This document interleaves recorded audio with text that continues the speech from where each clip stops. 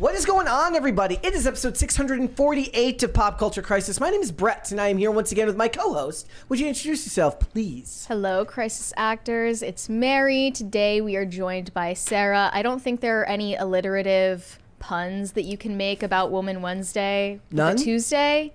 I know, we've been changing it up.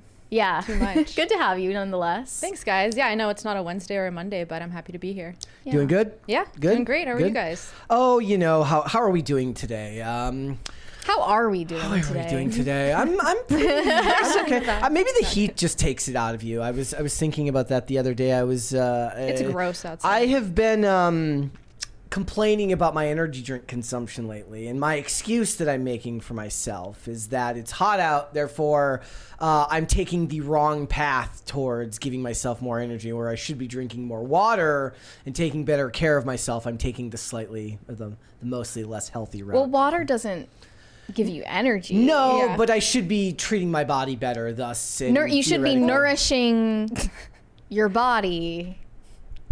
No. The electrolytes are probably better for you than just the plain water. Yes. I mean, maybe I should be drinking That's why Gatorade, you should drink Brondo. It has the electrolytes that you need. I feel like you're like, when you said that to me earlier, that you were making some type of internet joke that I wasn't catching. No, it's just literally because I watched Idiocracy last night. Oh, okay. Yeah, okay. They so, water the plants was with that Brondo. Was that the first time you'd watched it in No. like a long time? I mean, I don't know about a long time, but like a few years. I was talking to a friend the other day about how I said that buying Crocs for skating was the greatest investment I've ever made. Oh yeah, I realized that they were wearing Yeah. Crocs Yeah. in 2505. And, I was telling him, I said, like, look, okay, so one of the things is, like, when you go skate every day, you go from one spot to another, and one of the most annoying things is if you're riding along, if you're like in a group of people, if you're in the car and you're not driving, you just leave your skates on and go from spot to spot. If you're driving, you have to consistently take them off, or do the thing that I used to do, which is leave one on and then put a shoe on the other foot. But the last thing you want to do is get pulled over and have to explain to like a cop why you have like one rollerblade on your foot and the other one's a shoe. Well, it's technically not a crime. I don't Right. think so, but it's not your driving foot. I would prefer to not, have to have that discussion. I've driven wearing like 7-inch platform shoes before. It's possible. But I was explaining to him, I said, like, look, the moment I bought Crocs, like, my life just got better for skating, right? I just get done, I put them, I slip the Crocs on, and I go You to the next surrendered. one. And You surrendered to Croc. and he's comfort. like, I can't do it. Comfort, He's yeah. like, I can't do it. I will not surrender to idiocracy. I'm like, you're just postponing the inevitable. I mean, why not wear just like slides, like Nike slides or whatever? It's the same he- amount of effort. He could do that, I suppose. But They look a little bit less ugly. he gets to sit in the passenger seat and leave the skates on, so it doesn't really matter. But as the driver, I have to put the other shoes on, and I like them. I don't care what anyone says. I have not, however, had to like choose between wearing them in sport mode or regular mode yet. Wait, Are they all so black? sport mode is when you put them at the back, right? Yes, and there's this famous meme where it's like a guy was like following someone, and the guy picked up the pace, and I watched him switch his Crocs in sport mode. I'm like, of all the things that have never happened, that never happened the most. It just sounds like an internet story that somebody, most of Twitter feels like a creative writing class. And that's nice. People tell those types of stories. The microblog nature of it Yeah. should be preserved. I also feel like if people do I read this really long thread about the problematic nature of Chris Rock the other night. What? It was about how basically saying that he's bad for the black community, and they think that he has a lot of internalized misogyny and internalized racism. Yeah. And they talked about misogynoir. and all Oh, this because stuff. he makes self-deprecating Yeah. jokes that are related But to the race. point was the dude did like a thread of like 19 posts. I'm like, just get the Dude. Get the Get check the point mark. across. I'm saying get the check mark so you can just make it all one post rather True, than having to but make it 19 posts. They wouldn't have to like humble themselves and like give their money to Elon to do that, and they're not willing to. But He's giving it to them in their time. for every Chris Rock, you can point to like 19 other white comedians that make self-deprecating jokes about being white. Yes. And they don't have internalized racism. Like, okay. Yeah. I mean, there's 30 years of Hollywood making the aw shucks white people jokes. That's, again, but before you're politically aware and you know that there's an agenda behind it, I think it's fine. And I thought that plenty of them have been funny. And it's good to be able to make jokes about yourself and to... As a comedian. I mean, anybody. Also. It's good to be able to laugh at But I mean, yourself and stuff like it's that. His career, but though, you It's know? also good to be able to laugh at other people. Yes. Yeah, not yourself. So for once in a while. yeah. we're gonna laugh laugh at some people today. We got lots of stuff to talk about. Before we get started, guys, hit the like button on this video and subscribe to this channel if you have not subscribed here yet already. Please and thank you. And remember that all Super Chats, $20 and over, we will interrupt the discussion and we will read those Super Chats right then and there. And make sure to share this video with your friends and family and loved ones and the people that you hate as well. It is the best way to help this show grow by having more people check it out. So thank you. So what are we talking about today? Well, Spider-Man is in the news because he is apparently, I can't use that term. I can't use it. Cradle robber isn't a term you can use. It's not? I think it's, I don't think you're supposed to, I mean, it's technically it's offensive because he's, Tobey Maguire is getting crap in the age gap discourse because he is supposedly, though some are saying this has been disproven that they're not dating, he's supposedly dating a woman who's only 3 years older than his daughter, who is 17. He's dating a 20-year-old woman named Lily Chi, and people are having some discussions like, look, this is Leonardo DiCaprio's best friend. They've been best friends for ages. They apparently have a lot in common. We'll talk about it because they're almost the exact same age, I think. I think they're both like late 40s, like 49 or something like that. So we're going to talk about that. We're going to talk about Olivia Culpo, who I had to be told who it was. It's one of those interesting situations where I've read the name probably 100 times in my life and had no clue who it was. Really? I don't think I had ever read anything about her before. I don't know if it was just something that I had read on social media or maybe it's just the hazards of this job, but it's a name I had seen multiple times. But you had to inform me who this lady was. She was a fashion model and a pageant winner who is getting a lot of flack for wearing a conservative wedding dress, a modest wedding dress. And in today's day and age, if you don't want to be a whore at your wedding, you're a bad person, apparently. That's what they're saying. So we're going to talk about that. We're also going to talk about, speaking of pageant winners, the first Miss AI has been crowned. So we have the first AI pageant winner, and wouldn't you know it, it's an activist. You can't even escape the shit in the fake world. You can't escape activists in the metaverse. I don't often say I disdain many people. I do have a certain amount of disdain for people who brag about being activists. And by a certain amount, I mean a lot. So we're going to talk about that. We got a bunch of other stuff to get into. So if you ladies are ready, we can go ahead and get started. Mary, are you ready? Yeah, I'm ready. Sarah? Ready? Okay. Let's go. We're all good to go then. First things first, Mary said to me that it looked like I was dissociating during the Taylor Swift segment last Friday. Taylor Swift segment. Well, here is Ice Spice dissociating while twerking on stage. She just looks like she wants to die. Here we go. Look at her face. She's just on another Her planet. eyes are blank. She looks very upset about something. I bet sometimes you gotta twerk through the pain. She doesn't look upset. She looks completely ambivalent to the entire situation. And I saw somebody quote tweeted this and said, "Women, one day we will be free." Like as if Ice Spice is being forced to twerk for a living. Like if she wanted to stop twerking, like, and stop sexualizing herself entirely, she could do that today. She could make the change. She could be free. But she's choosing her shackles. Right. I think what it is like, look, this is a die-hard professional. She goes into the zone when she's working, and sometimes the facial expressions don't catch up with the mechanical nature of your job. I mean, her thing is It's all kind of muscle that memory. she, for lack of a better term, half-asses her performances and has gotten a lot of flack for that. And that when she's dancing, she just looks like she doesn't want to be there. Did you see the video of her? Like, she's apparently a lot thinner now. Yeah, She's they said she was on Ozempic. I don't know if that's true. I feel bad for anyone who's actually like losing weight, like naturally. Like now you just get accused of it no matter what. Right? Yeah, and especially if it's in a fast period of time, people are going to make assumptions. Well, I imagine for somebody like her, like if she like on tour or something like that, if you're performing every night, that's a physical job that you have. You're going to be in good shape. The twerking is and if shedding pounds, clearly. Well, remember the women who said that they were twerking to release generational trauma? Yeah. Remember that? She's twerking out all of the ancestral trauma. That's what Maybe it's all out now. Stored in her ass. There's nothing left to twerk out. There's nothing left to give. I mean, if it's between that and that video of Taylor Swift doing whatever that dance was last week, where it looked like she had like ants in her pants and she was trying to escape. I guess I'll take this one because it's funny. Someone said that it looks like AI. It does kind of. Do you think that she was face swapped? Yeah, no, it is. It's kind of like the video of him going on stage when he's going like this, and they put Joker into it as he's walking on stage. Yeah. It kind of. You never like know these days, but I'm concerned about her. She needs to maybe puts the brakes on the twerking for a while. Mm-hmm. I think she's just listening to the audio cues, and maybe one of her in-ear monitors went out, and she's like listening for the cue. It's so soulless. Yeah. Well, that's the sad part, right? Is you don't nobody wants to you don't want to see soulless twerking. Yeah. Channeling her booty wiggle chakra. Okay.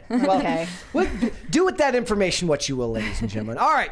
I've got a funny one for you guys. So I complain a lot about the government. I think the government sucks. A lot of time we also complain about Netflix a whole lot. But the sad fact of the matter is that in the world of streaming, Netflix really does seem to have the most real estate. I was just looking at an article that listed like the top 7 new shows streaming. It was in reference to The Acolyte. And like 5 of the 7 were all Netflix shows. So, they're very successful, and what does what do governments like to do to private entities that are successful? They like to punish them. I thought this was funny. Netflix and Disney beg Canada to stop a proposed tax on their streaming revenue. Basically, they want to tax them to use towards their own public broadcasting. Oh, right. They want they want them to fund their competition. Because Canada feels really strongly about that. Yes. Well, like on the radio, a certain amount of artists that play have to be Canadian artists, and I think the same is true of the Canadian broadcast channel. But it says Netflix and Disney and other major U.S. streaming services have asked a Canadian court to stop plans by authorities to force them to fork over 5% of their sales in the country to help finance local broadcast news and other domestic content. 5% is a lot. Though they don't actually. Netflix is the only streaming service that makes a profit. Yeah, but they're not asking for your profits. They're just asking for any of your revenue, right? Which Disney's already bleeding enough money from Disney Plus. It says as it is. The Motion Picture Association Canada, which represents the streamers, said last month's order by the Canadian Radio, Television, and Telecommunications Commission, if that's not the most like governmental name you've ever heard, it's exceeds the broadcast regulator's authority and fails to recognize the billions of dollars the companies spend in Canada each year. I mean, it is true that Netflix is now not just something that you watch; they produce much of their content too, and a lot of television and movies are made in Canada because of the tax credits that are granted to them. So they boost the economy, whether it's in Vancouver, they boost the economy both with local actors and also, they have to live there. They have to stay there at in apartments. They're frequenting the local economy. So the idea that they're going to say like, hey, the people who were fighting for the eyeballs and time of, you need to help us fund our projects that are supposed to cut in to your ability to make money. That's the most government thing that's ever been government before. I don't know how any of this works, but I mean, if they're American companies, shouldn't they only pay taxes in America? I mean, I'm assuming that if they have to get the tax credits in Canada, that they have subsidiaries in those areas. I don't know how that works. Maybe it's a whole new proposal. It says our member streaming services do not produce local news, nor are they granted the significant legal privileges and protections enjoyed by Canadian broadcasters in exchange for the responsibility to provide local news. Also, I can't think of anything that would be more hilarious than like a Netflix news station. Like, what if that's what these streamers start doing? They start making their own news channels. I would hate that. Like Newsflix. Newsflix. Oh, I hate that. And they said if this actually goes through, starting September 1st this year, they're expected to contribute 200 million Canadian dollars per year to their broadcasting system. You just know that they're paying off the legislation to like they're paying all the politicians they can to vote against stuff like this. I believe this is actually happening in U.S. states as well. Like Washington State, I think, had something similar to this that we were going to talk about on here, about a tax on any Netflix that's broadcast in their state. So I don't know. It's just it makes me laugh because we talk about how streaming isn't successful. Netflix is about as close as you can get to. They're the only profitable streaming service, I believe, right now. I think Disney Plus was like profitable last quarter and is expected to dip back into losing in quarter 3 or whatever it is. And now Netflix is like, look, we're just trying to make as much content as we can that will get some people to pay attention. They do better than most. And then, of course, governments are out here like, no. Well, we need your money so that we can play our local broadcast You said it's stations. unreasonable because they're expected to pay for their own competition, which I suppose makes sense if they're competing for eyeballs. Yeah, you're funding the people who supposedly, like, you know, your dad turns on Netflix. Is he going to watch that, or is he going to go and watch? Your dad probably still watches cable. You know, he's probably still got terrestrial television. So you're funding the people that are trying to take eyeballs off your product. It makes no sense. All right. So yes, again, government bad. As always. All right, Margot Robbie is pregnant. Now this is interesting because it was just her birthday the other day. Oh, really? Well, yeah, 'cause she has the same birthday as me. Okay, so she's 34 now. I think she's 34. A lot of people were like, 35? guys, this is disproving what all of the red pillars are saying. Women can get pregnant in their 30s, and it's like nobody claimed that women couldn't. Well, we talked about that. 30s. We talked about that lady from Boy Meets World. 56, dude, right? That's crazy. Well, that's a medical anomaly. That's like a medical miracle. But you can also certainly walk across, not surprising. You can also walk across traffic without theoretically getting hit by a car. It doesn't mean you should. Certainly not surprising that a 34-year-old can get pregnant. But that's good news. I do love She's how, now Midge. She's the pregnant Barbie. Mary says to me earlier when we were setting up the show, she goes, "Who is the pregnant Barbie?" I'm like, if I knew the answer to that, you should be worried.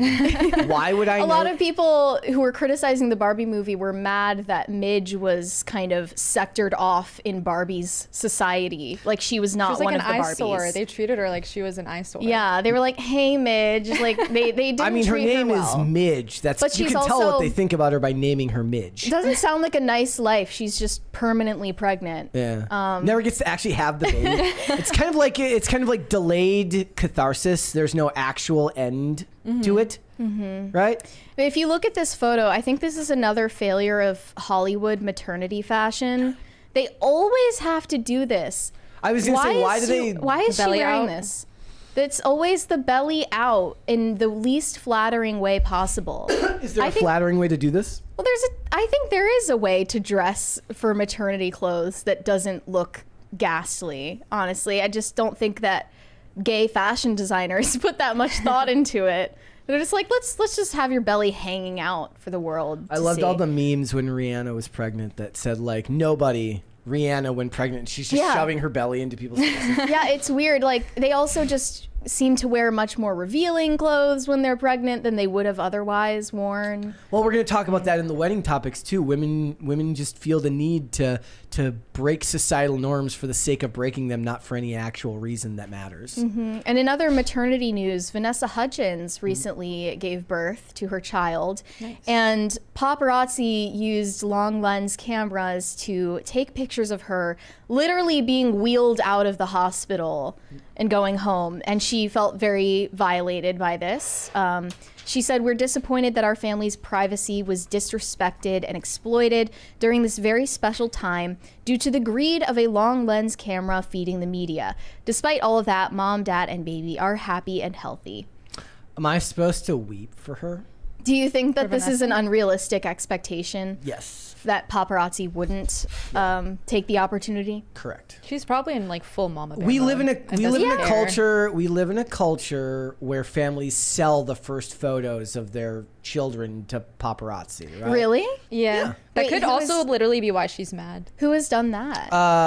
Like didn't Paris? Because Hilton as do long that? as you have Paris Hilton- Instagram. a lot of really famous people have done that for That's their kids. that was a very common thing back in the Yeah, day. I Right? wanna say, like, It's not John just that. Lennon. Like I just saw the Or not John Legend. I saw this article about how one of Diddy's victims has an ex-porn star that has a story to tell. It's like basically auctioning off the first interview with a list of demands. It's like, this is the culture we live in, right? You're fighting, the media's fighting for eyeballs and attention to sell a product. You're fighting for eyeballs and attention so that you can stay relevant to work your next gig. So you can It's sell a your s- trauma. It's a symbiotic relationship between the two of you. You don't get to choose when that ends just because you I had know, a kid. I'm but not saying that it's good. I'm just saying that it's irrational to think that this would change. The reason that this kind of freaks me out is because there is a newborn baby involved who doesn't get a choice in whether he or she is going to have a digital footprint, and that like the first day of your life on Earth is being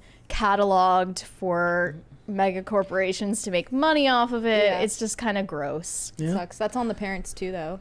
But I mean, paparazzi's there's doing only their so much you job. can do, though, to hide their faces. Yeah, I know that I Gigi agree. Hadid makes sure that her children's faces are never visible Yeah. to people on the street, but it must be near impossible to avoid it. And paparazzi used to be much more out of pocket with the way that they would follow and harass people. Speaking of pregnant, though, Gypsy Rose Blanchard is also pregnant. Yeah. She has lived like 4 lifetimes in like the however long it's been since she got out of jail. Yeah, so I saw it even someone been a did like year? a timeline. So she killed her mom, she went to prison, she got married while in prison, Okay. then she got out of prison, got divorced from the guy that she married while she was in prison, and then got back with her ex, not the one who killed her mom. The Another big greedy one. guy that kept eating all the food, right? What did you Yeah, do this Tuesday? She got back with her ex. Then I think she got married to the ex, and now is pregnant with his baby. Someone take that baby. And I just feel like she needed to take some time after getting out of prison to just be a person. There's a 20 Probably. there. Pop Culture Junkie said, "What's so odd about the Canadian Netflix tax? It's that Canadian provinces provide tax incentives and subsidies to produce films Yep. and TV shows in Canada, huh?" That's one of the huge reasons why so much of it's Georgia, Canada, like Chicago. A lot of these places offer great tax incentives so that people will come there because it's a good boon for the economy there. Cool. So they're like, here, we'll give you the tax breaks, but we're going to take it on the back end by also taxing you on the production level, not just, she could have maybe like taken a year to like figure out how to be a person again, but some Yeah. people need the chaos. Like she never lived a normal life, and she's in her 30s now. I'm sure that kid's going to turn out perfectly Never normal. took any time being to like sarcastic? process everything. I know that she says she did therapy while she was in prison to kind of figure out her issues, but I don't know. Like I feel worried about this child's future, and I'm not Sure, even the involved. therapist affirmed her at every corner. Is she? Do you think she's still in therapy? Yes. I mean, if anyone needs may it, not. it would be her. Yeah, definitely. like, Anyone. What if she becomes her mom? Very possible. What if she becomes this kind of like devouring mother Yeah. that she was the victim of in the first place? I'm sure the very kid's going to turn possible. out perfectly normal. Oh, I'm sure. Yeah. All right. the best genes. Yes. All right, guys, let's move on then. So we talked about Emma Roberts last week a little bit, kind of giving her crap for being a Nepo baby, which is 110% true. But here's the thing. She is now saying that being a child of nepotism didn't help her. In fact, it actually hurt her and cost her a lot of work. Yeah. Press X to doubt. So the way that she was coping about being a Nepo baby before is claiming that women bear the brunt of criticism for nepotism. She said it's actually sexist By the way, to I call gave, out the Nepo babies. I gave Hunter plenty of Biden has entered examples. the chat. Sorry. yeah. I gave plenty of examples to the contrary when we talked about it. You can go back. I think that video's up on the channel. I think did we end up posting that one? Yeah. I think we did. I gave plenty of examples to the contrary of actors who are not exactly treated the same as their parents. Well, she just Right? thinks that actresses get more flack for having family in the business than actors. But most recently, her cope is that, yes, her family being in Hollywood for decades before her even being born actually didn't get her any jobs. And in fact, she's lost jobs. She says, "I've lost more jobs than I've gained from being in the business. People have opinions, and sometimes maybe they're not good opinions of people in your family. I've never gotten a job because of it.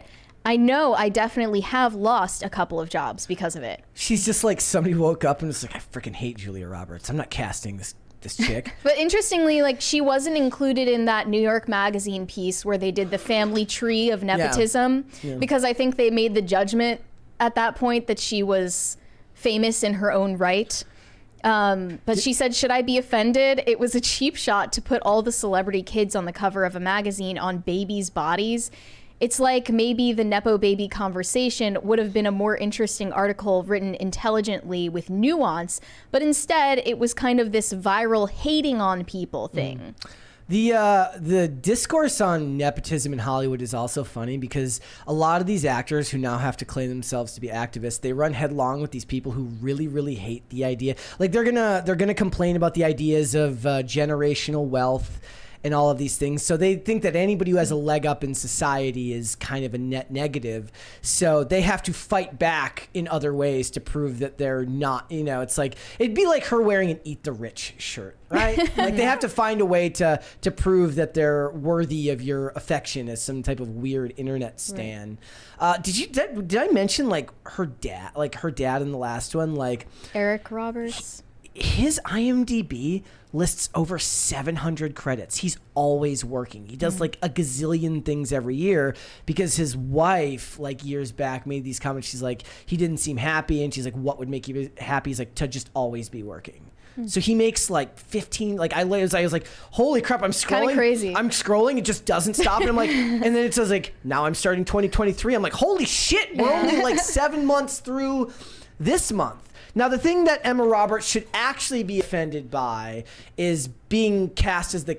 Oh, I can't do that. Sorry, that's a spoiler alert. Never mind. I was gonna dunk on her for her role in Scream 4, but I'm gonna avoid that because somebody here might have still waited to watch that movie. Okay, I haven't seen it yet. Yeah, I don't think you should worry about spoilers if it's been out for like years. Yeah, it came out in 2011. Okay, I'll spoil it anyway. Wait, okay, go ahead. Skip ahead a couple of minutes. So in Scream 4, as with all things, Ghostface is like 6 feet tall and he runs really fast when he's about to go and kill somebody. And then suddenly the mask comes off and it's Emma Roberts as Jill, and of course she's 5 feet tall and she's like this thin. Yeah. And if that's not bad enough, she does like a Sydney surprise. Like she tries to like kind of tone sort of what Stu did at the end of Scream 1, just with way less charisma. So what she should actually be offended by, we should actually be offended by, is her inability to be a believable killer in a Scream franchise.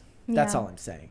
But who was the actor that was like embracing the nepotism label? We talked about somebody recently that was like completely okay with it. Ethan Hawke's daughter, Maya Hawke, said that she's completely comfortable with the idea that people don't think she deserves her opportunities. She's totally fine with it. Like she's just living her life. The best thing that you can do is just pretend it doesn't bother you. You can go even if it does. The Haley Baldwin route and wear a shirt that literally says Nepo baby. Yeah.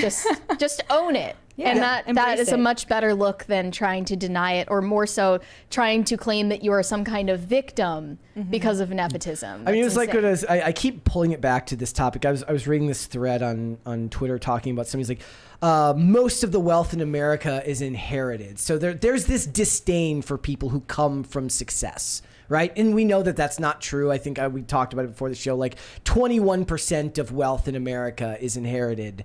The rest of the millionaires in this country and above all, made their money on their own. But there is a disdain for people who seem to have a leg up because of the way society is now in this country. We don't look at celebrity the same. I mean, stans do. Stans have weird parasocial connections to celebrities, but the average person doesn't look at a celebrity with great love anymore. I feel like there's a lot of disdain for the ones who come from celebrity parents. But you were just telling me about the perception of trust funds and how many people are millionaires because of inheriting wealth versus making it for themselves through a business or whatever. And I feel like it's just not that black and white of an issue, because you can call yourself self-made and that can mean a million different things. And possibly people who became millionaires with their own businesses had a leg up in starting those businesses, Because they had families that were actually like investment from family, investment from family friends. I mean, it's like when people... Knowledge. No. It's like when people say like, Trump's only successful because of his dad. He's like, his dad gave him $1 million. I'm like, you do know like $1 billion is like a lot more than $1 million, and right? plenty of people get loans from the banks and fail. Sure. Okay. But Trump is so unique that he would have been successful no matter where he came from. My point is this is why I do support the idea of children of celebrities trying, because I appreciate the effort made to try and set yourself apart from your family in the same industry, right? Like, I feel bad. I say this every time. I feel bad for John David Washington every time he acts, because I actually think he's good. He's just never going to be his dad. And that's fine. Like, you can build out a career for yourself. Now, not everybody has aspirations to be the most famous person ever. Like, perhaps a certain amount of those actors don't want to be the most famous celebrity ever. They just were passed on the bug and they like what they do. And maybe they want to be famous, maybe they don't, but they love the craft of acting, and that's fine. I don't know if John David Washington aspires to be more famous than Denzel Washington. Perhaps he just wants to go on set and make enough money to make a living and, you know, be wealthy, but also do what he wants to do. If he came out and said that he never got a job because of being related to Denzel Washington, I think everyone would laugh him out of the room, because that's an insane thing to say. Yes. And like Emma Roberts, I had no idea about this. I'd never heard of her show before, but she had her own show on Nickelodeon when she was a teenager that was running at the same time as Drake and Josh. And to act like you would have gotten that role at what, like 14 years old or whatever, without having a family connection or having a last name that people recognize, especially from Julia Roberts, her aunt. That's insane. That's just like, nobody believes you. Yeah, it's funny because at the same time you had Hannah Montana, and obviously that was also like a Nepo hire, but I don't think I've ever heard Miley Cyrus claim to either be or not be a Nepo baby. But at the same time, Miley, I think at least, surpassed her father by far. I mean, Achy Breaky Heart was a bop, sure, but, you know, Wrecking Ball. Yeah. What's funny is, like, you mentioned Julia Roberts, but given the amount of stuff that, the sheer amount of things that Eric Roberts has been in, it's actually probably more plausible to believe that he would be more likely to get her roles, because he's just come into contact with more people in the industry. But I had never heard of her dad, to be fair. I had only heard of Julia Roberts. Did you recognize him? No. I had no idea. I didn't know who he was till I looked at his picture, and I was like, "Oh, that guy's super famous." Yeah, he was in The Dark Knight. Oh, was he? He was one of the mafia members in the Dark Knight. Okay. But he's one of those people, like, he doesn't seem to discriminate against whether it's TV, movies, like all the stuff I remember him from is from the low budget or network television stuff that I love, but everybody else who loves him has a movie or a television show that they know him from. He's one of those. There's these whole lists. It's like the master list of actors who you've seen but don't know the names of, right? He's one of those guys. So, you know, she should probably just hold off and maybe just... She's also very successful, so there's no reason to even embark in this conversation. Like Scream Queen, or was it Scream Queen she was in? But American Horror Story is very successful. She was in a Scream movie. She's done all sorts of other things. She's plenty successful on her own. And Roberts is a common enough last name. It's not like you hear Emma Roberts and you immediately go, that must be Julia Roberts' niece. Yeah. Like, nobody's doing that, right? Right, which is why she wasn't included in that hit piece, as she called it. Yeah. I don't know. She's just coping too hard for her own good. All right, so let us move on then, shall we? Okay, so we need to talk about Ozempic again. I know it comes up a lot on this show, but now there has been a fashion faux pas related to Ozempic. There is this couture line of a bunch of edgy t-shirts, and one of them, walking down the runway, said on this shirt, "I heart Ozempic," and the model was skinny. I wouldn't call her malnourished, but a lot of people are offended by this. They're calling it, you know, just as tasteless as food is when you're on Ozempic. Does it kill the taste of food? Like, you lose your appetite completely when you're on Ozempic. But, you know, people think that this might be glorifying heroin chic. They think that it's glorifying eating disorders. And when you have this look up on screen, you can see that it's very reminiscent of the early 2000s style. And people don't want that to come back. But what no one is recognizing is that, you know, Ozempic is only becoming kind of fashionable because it's an overreaction to the body positivity movement, which forced people to pretend that they're okay with being fat. I like it because it sectors itself off into a side of an industry that doesn't seem to pine for the mainstream approval, right? Like, this type of toxic behavior has always existed in that industry. In the fashion industry, the real insult is pretending like it didn't, right? Runway models never weren't super skinny. That I mean, as far as the body positivity movement went, it never reached runway models. They were always skinny. I have no problem with a bunch of models who are part of this inaccessible industry that most of us will never know having a crazy opinion about some drug that makes them skinny. It's not going to affect me, and I don't think it's going to have a larger effect on society as a whole. And do you think this says it's an inside joke? Like they all acknowledge and know, yes, we're all on Ozempic. Like what's more insulting is pretending like it's not a thing and then just going on and using it. That's being more dishonest. The other shirts in this runway line said "too pretty for rehab." See, and, this is very early 2000s. Fashion junkie in a bunch of rhinestones on one of these hoodies. Like this is trying to be edgy. Been done. I broke my heart when I found out that the Paris Hilton "Stop Being Poor" shirt wasn't real.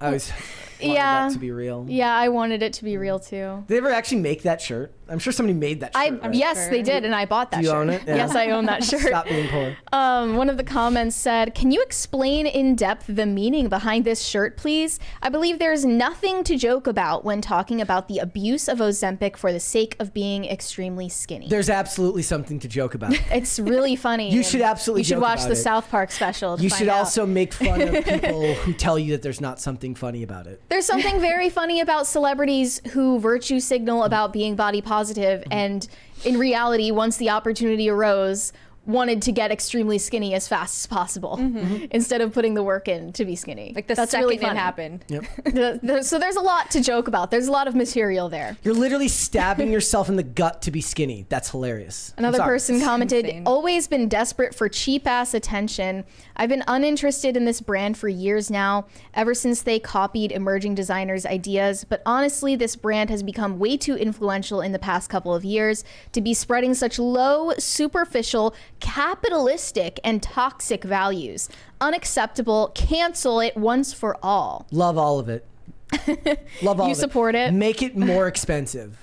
Just to make them mad. Some people were also offended by the "too pretty for rehab" shirt as well, because they're trivializing rehab. Love it.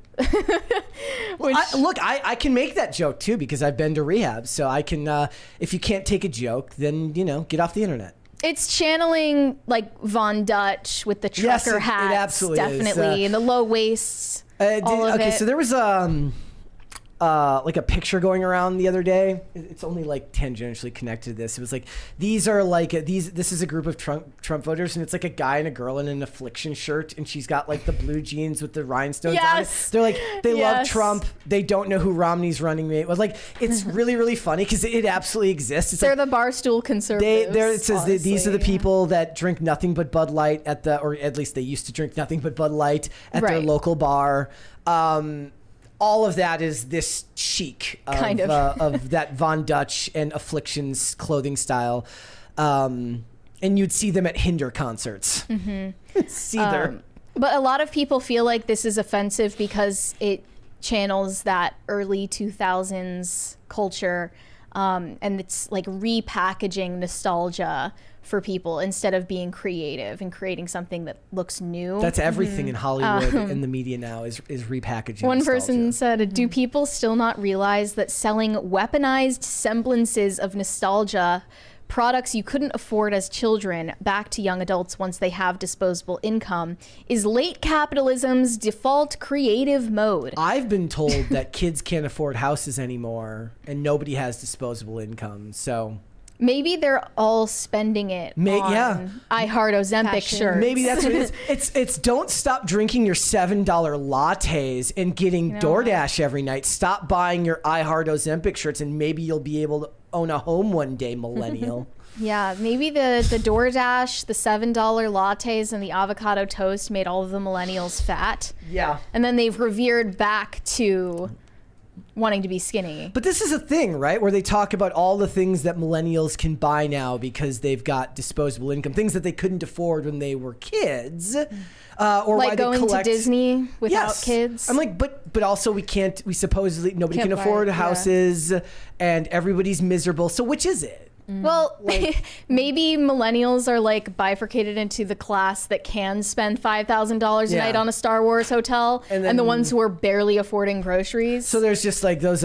So I'm only interacting with the ones who can't on Twitter, and the ones who can are too busy living their best life to bother. Okay, all right, that's a fair comparison there. I tend to group them all in together whenever I see stories like this. I'm like, what? How are they affording this? I've been told that nobody can afford anything, or I guess maybe it's a couple of what are they?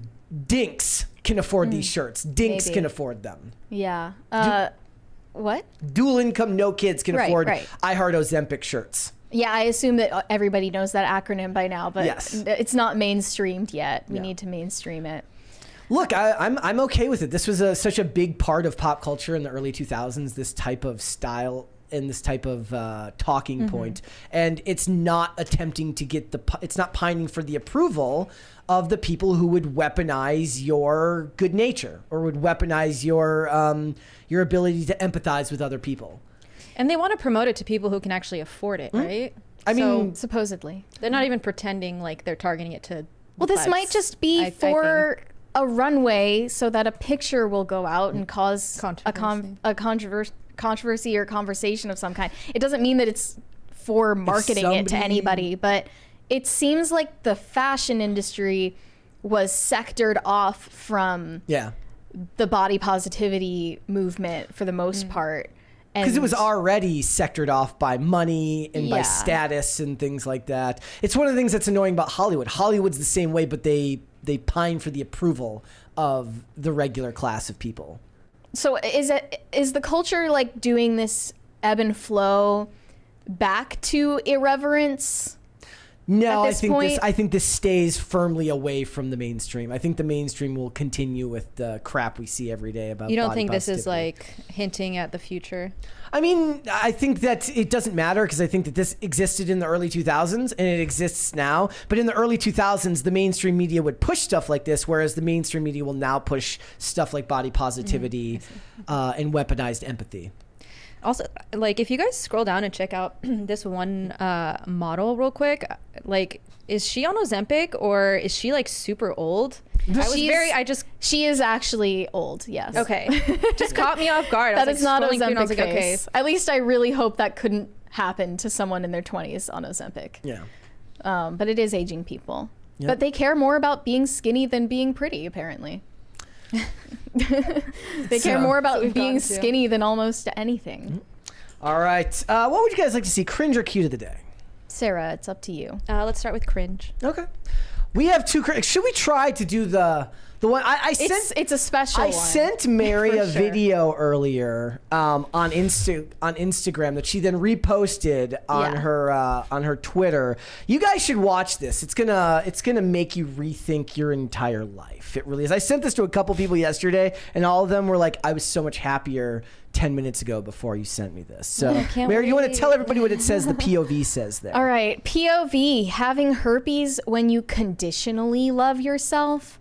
She says, "I'm ruined. My life is over. No one will ever want me again." Well, now she's dancing. So now she's saying having herpes when you unconditionally love yourself. Yes. There are some things, believe it or not, ladies, I'm a badass, that you don't need to make videos about. And she said, "I'm beautiful and perfect in every way." That is inherently not true of anyone. Especially not when you have a viral disease on your genitals. I'm not trying to be mean to her. People without viral conditions on their genitals are also not perfect. Yeah. Okay? Right. Not you gotta everything. love yourself in spite of the imperfections, not say that you love your imperfections. You can if you want to, but they're just different things. I kind of hate the idea of like radical self-love. I think a little self-loathing goes a long way sometimes. You're right. You would. Like no, it's like true. I don't mean in like a self-destructive way. I'm saying that when something gets screwed up or you make a mistake or things go wrong, it's good to kind of sit with that for a while and be like, I fucked up. For sure. Not being like, how can I do the joke I made to Mary? I said, somewhere, if we looked on the internet, There is a video of a woman dancing in front of a car that's just been destroyed that says like, I killed someone in a car accident, but I still love myself. I forgive myself. She forgives for herself. that hit That and run. exists somewhere on the internet. If you look hard enough, I guarantee it. Right? Like that's sometimes you don't forgive yourself right away. And maybe you shouldn't. And sometimes if you do, you don't make a video dancing about it. It is like the video of the lady who says like, my child was diagnosed with RSV and then starts dancing next to her baby in the NICU. So she has this long caption about how she came to terms with her herpes diagnosis and, came to radical self-love as the solution. Look, I'm not going to hate on anyone for making their money. Make your money however you want. And if this is your social media content, that's fine. I just think that maybe a little bit of self-loathing would go a long way for all of us. Of all things, why would we destigmatize STDs? Of all things that I've seen people arguing to destigmatize, We ask the penetrating Why questions STDs? here on PCC. Okay. whatever. We got another one. All right. This is a guy trying out for SNL. Here we go. I want to be the next SNL cast member, and here's why I should be a contender. Hi, Lorne Michaels, I'm Jake Novak, and I know that you're feeling the heat because your roster lost Cade, Kyle, 80, and Pete. That means you got an open seat, and I feel I ought to be feeling it, because when it comes to comedy songs, I kind of been killing it. See, weekly music videos are my jam, bruh. I'm a rapid rhyming hammy nerd like Lin-Manuel Miranda mixed with Sammy Berg, but haven't you heard? I'm more than a rapper. I'm an actor, too, so here's a couple of nice guys getting their jackets. After you, after you. After you. After you. After you. After you've seen that scene, I'm in, right? But I've been sitting on the ringer. In addition to the spitting, I'm a hell of a singer. I could be bouncing out on Broadway, but I'm running for 30 Rock. So I can hand deliver you the next dick in a box. Not literally, obviously. I really want to give you the next big thing. Oh God. Dear Mr. Michaels, won't you give me a chance? My melodies will make the people laugh while they dance. I'll write, I'll perform, man, I'll sweep the stage. But whenever it is, I'm ready to do it in Studio 8H. What do you say? Did I dive or get you to bite? Maybe we could try it live on a Saturday night. So check my feed, you'll agree where I should be in September. Right with Colin, Keenan, Chloe, and Bowen as an SNL cast member. That was worse than the People's Joker. I I just want you guys to know that you made me sit through that. Whatever. I mean, talent-wise, sure, great job. Respect for trying, I guess. It looks kept going and going. I looks thought it was going to end. exactly like Right. I imagine a 2024 SNL cast member would look. Yeah, I mean, nobody's watching it anyway, so why not? Give him a chance. Yeah. Okay. Well, all right then. Love those comment. glasses. Great. The clear glasses. That is definitely like the dorky, not funny SNL humor, though. Yes. Okay. We got You cute fit of the in day. perfectly. Here we go. A couple of cute of the days for everyone. This is from Greg Duvier. He says the only reason the presidential debate is tolerable. Look at that. Just resting on the Which throne. one's Trump and which one's Biden? I forgot we had the cute of the day. I was like so blown That's away so by the cute. He says Zorro on the left and Gizmo on the right. I approve of those names. I love it. Those Love are great it. names. Okay.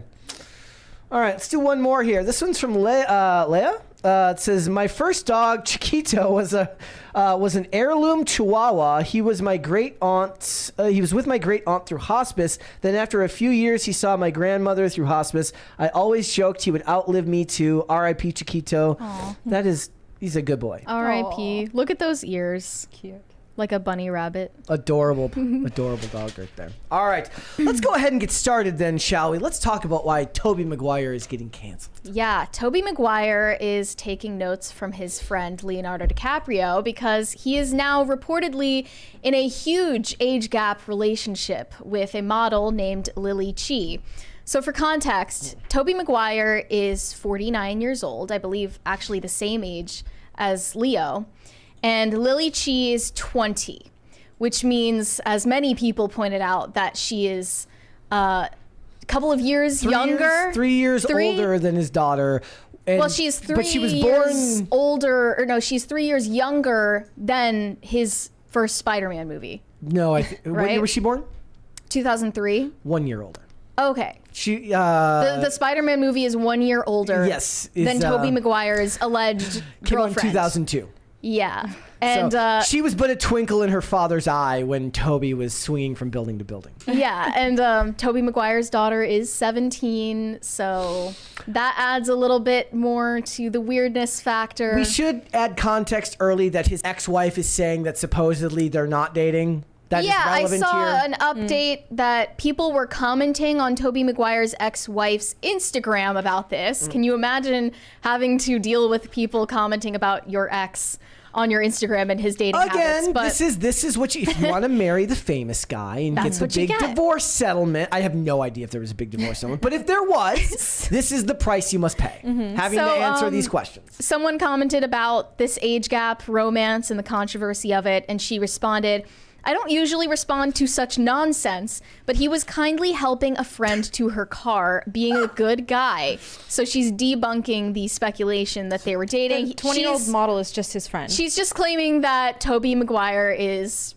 just friends with this 20-year-old model, Look, which he's is got- hard to believe. Okay, I'm going to show this picture here. So there's the hand on the back. Look, I don't know. He could literally be saying, like, here you are. Allow me to get the door for you. That's There what they this are. is. Yeah. They're leaving Michael Rubin's yacht party in New York City. He throws this July 4th white party on his yacht every year, and all of these A-list celebrities show up because, you know, they don't know the guy, but it's a yacht party, so why not?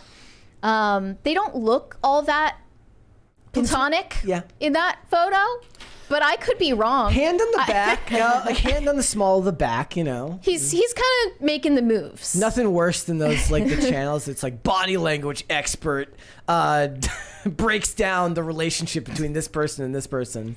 But all the people were, you know, making the same predictable remarks about it. You know, the people who were saying that this is creepy.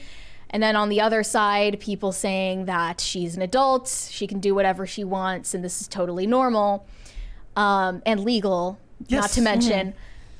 I think that we have said this many times at this point. Yeah, it's legal, but people are still allowed to think that it's weird, right? I just hate when now, like the question, the story will be like, yes, it is 100% legal to do this, but then in 10 years, they will talk about how she was coerced into doing this, and she can go along with that narrative if she so chooses. Are you an adult or are you not an adult? It's time to make a decision. Do you feel like he's playing with fire, essentially? Is that what you're saying? Well, yeah, he's just, it's just like a needless risk, right? Like, the dude's going to date this woman legally, and then 10 years from now, people will say, but there was what's the term they always use? Power dynamics. Yes. There was I mean, that's what they were saying with, like, Bill Belichick and his girlfriend. I was like, what? And she's the 24. power dynamic that he might die of a heart attack at any moment? Like, what am I supposed to do with this? That's the thing, is both of the people in this relationship, if there's a big age gap, they have different power. Like young women, especially young hot models, have a certain power in society, as do rich actors who have a bunch of money to spend on them. They both have a different kind of power. It's just harder to articulate the kind of power that the younger woman has. Yes. Like, it doesn't make sense on paper, but anyone with common sense can see it. I mean, I just think that, you know, if I were 17 and my dad started dating a 20-year-old, I would be grossed out, and I would find it very uncomfortable, and I would find it creepy. Like, I think if you can step into the shoes of his kid, you would understand exactly why people think it's weird. Yeah. Actually, I in Hollywood these days, I don't even know. They've probably been programmed to think it's not weird at all. Like the kids of Hollywood celebrities. I mean, it's not like older, rich Hollywood actors and younger models is something new by any stretch of the imagination. Right. Yeah. Do you think it influences his daughter's psyche at all, though, that her father is dating a girl 3 years older than him or her? It must. I'm sure in some fashion it does, right? Like, would it be different if he had a son? I have no idea, right? The like, son would be like, go dad. Yeah. Maybe. Well, you know, but, or it turns into a telenovela and there's some type of, you know, love triangle. Like the Cyruses. Yes. But then in that case, the 20-year-old would be grooming the 17-year-old. Yes.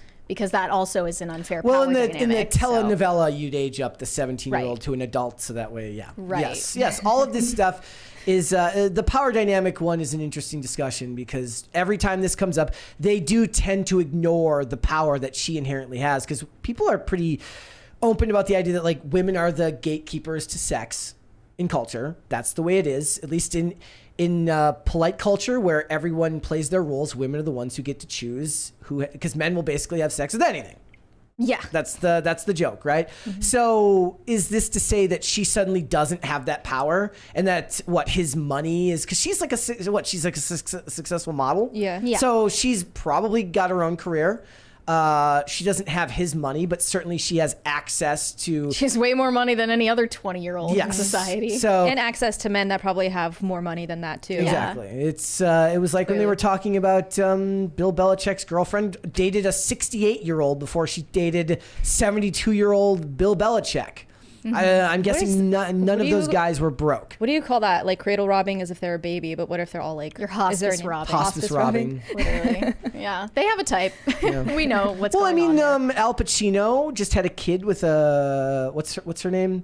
I don't know her name, but she's like 30. 29. She's 29, and they just had a child, and he's 80. So The mutational load yeah, is crazy in that example, but I just I think that's wrong to do to a kid. Yeah. oh yeah, to That's worse. essentially prove that you're not going to have a life with them because Yeah. you're only going to live for at best maybe 10 to 20 more years if you're really really lucky. Which that's the point. Just because you can do something doesn't mean you should. Is that like lost on everybody?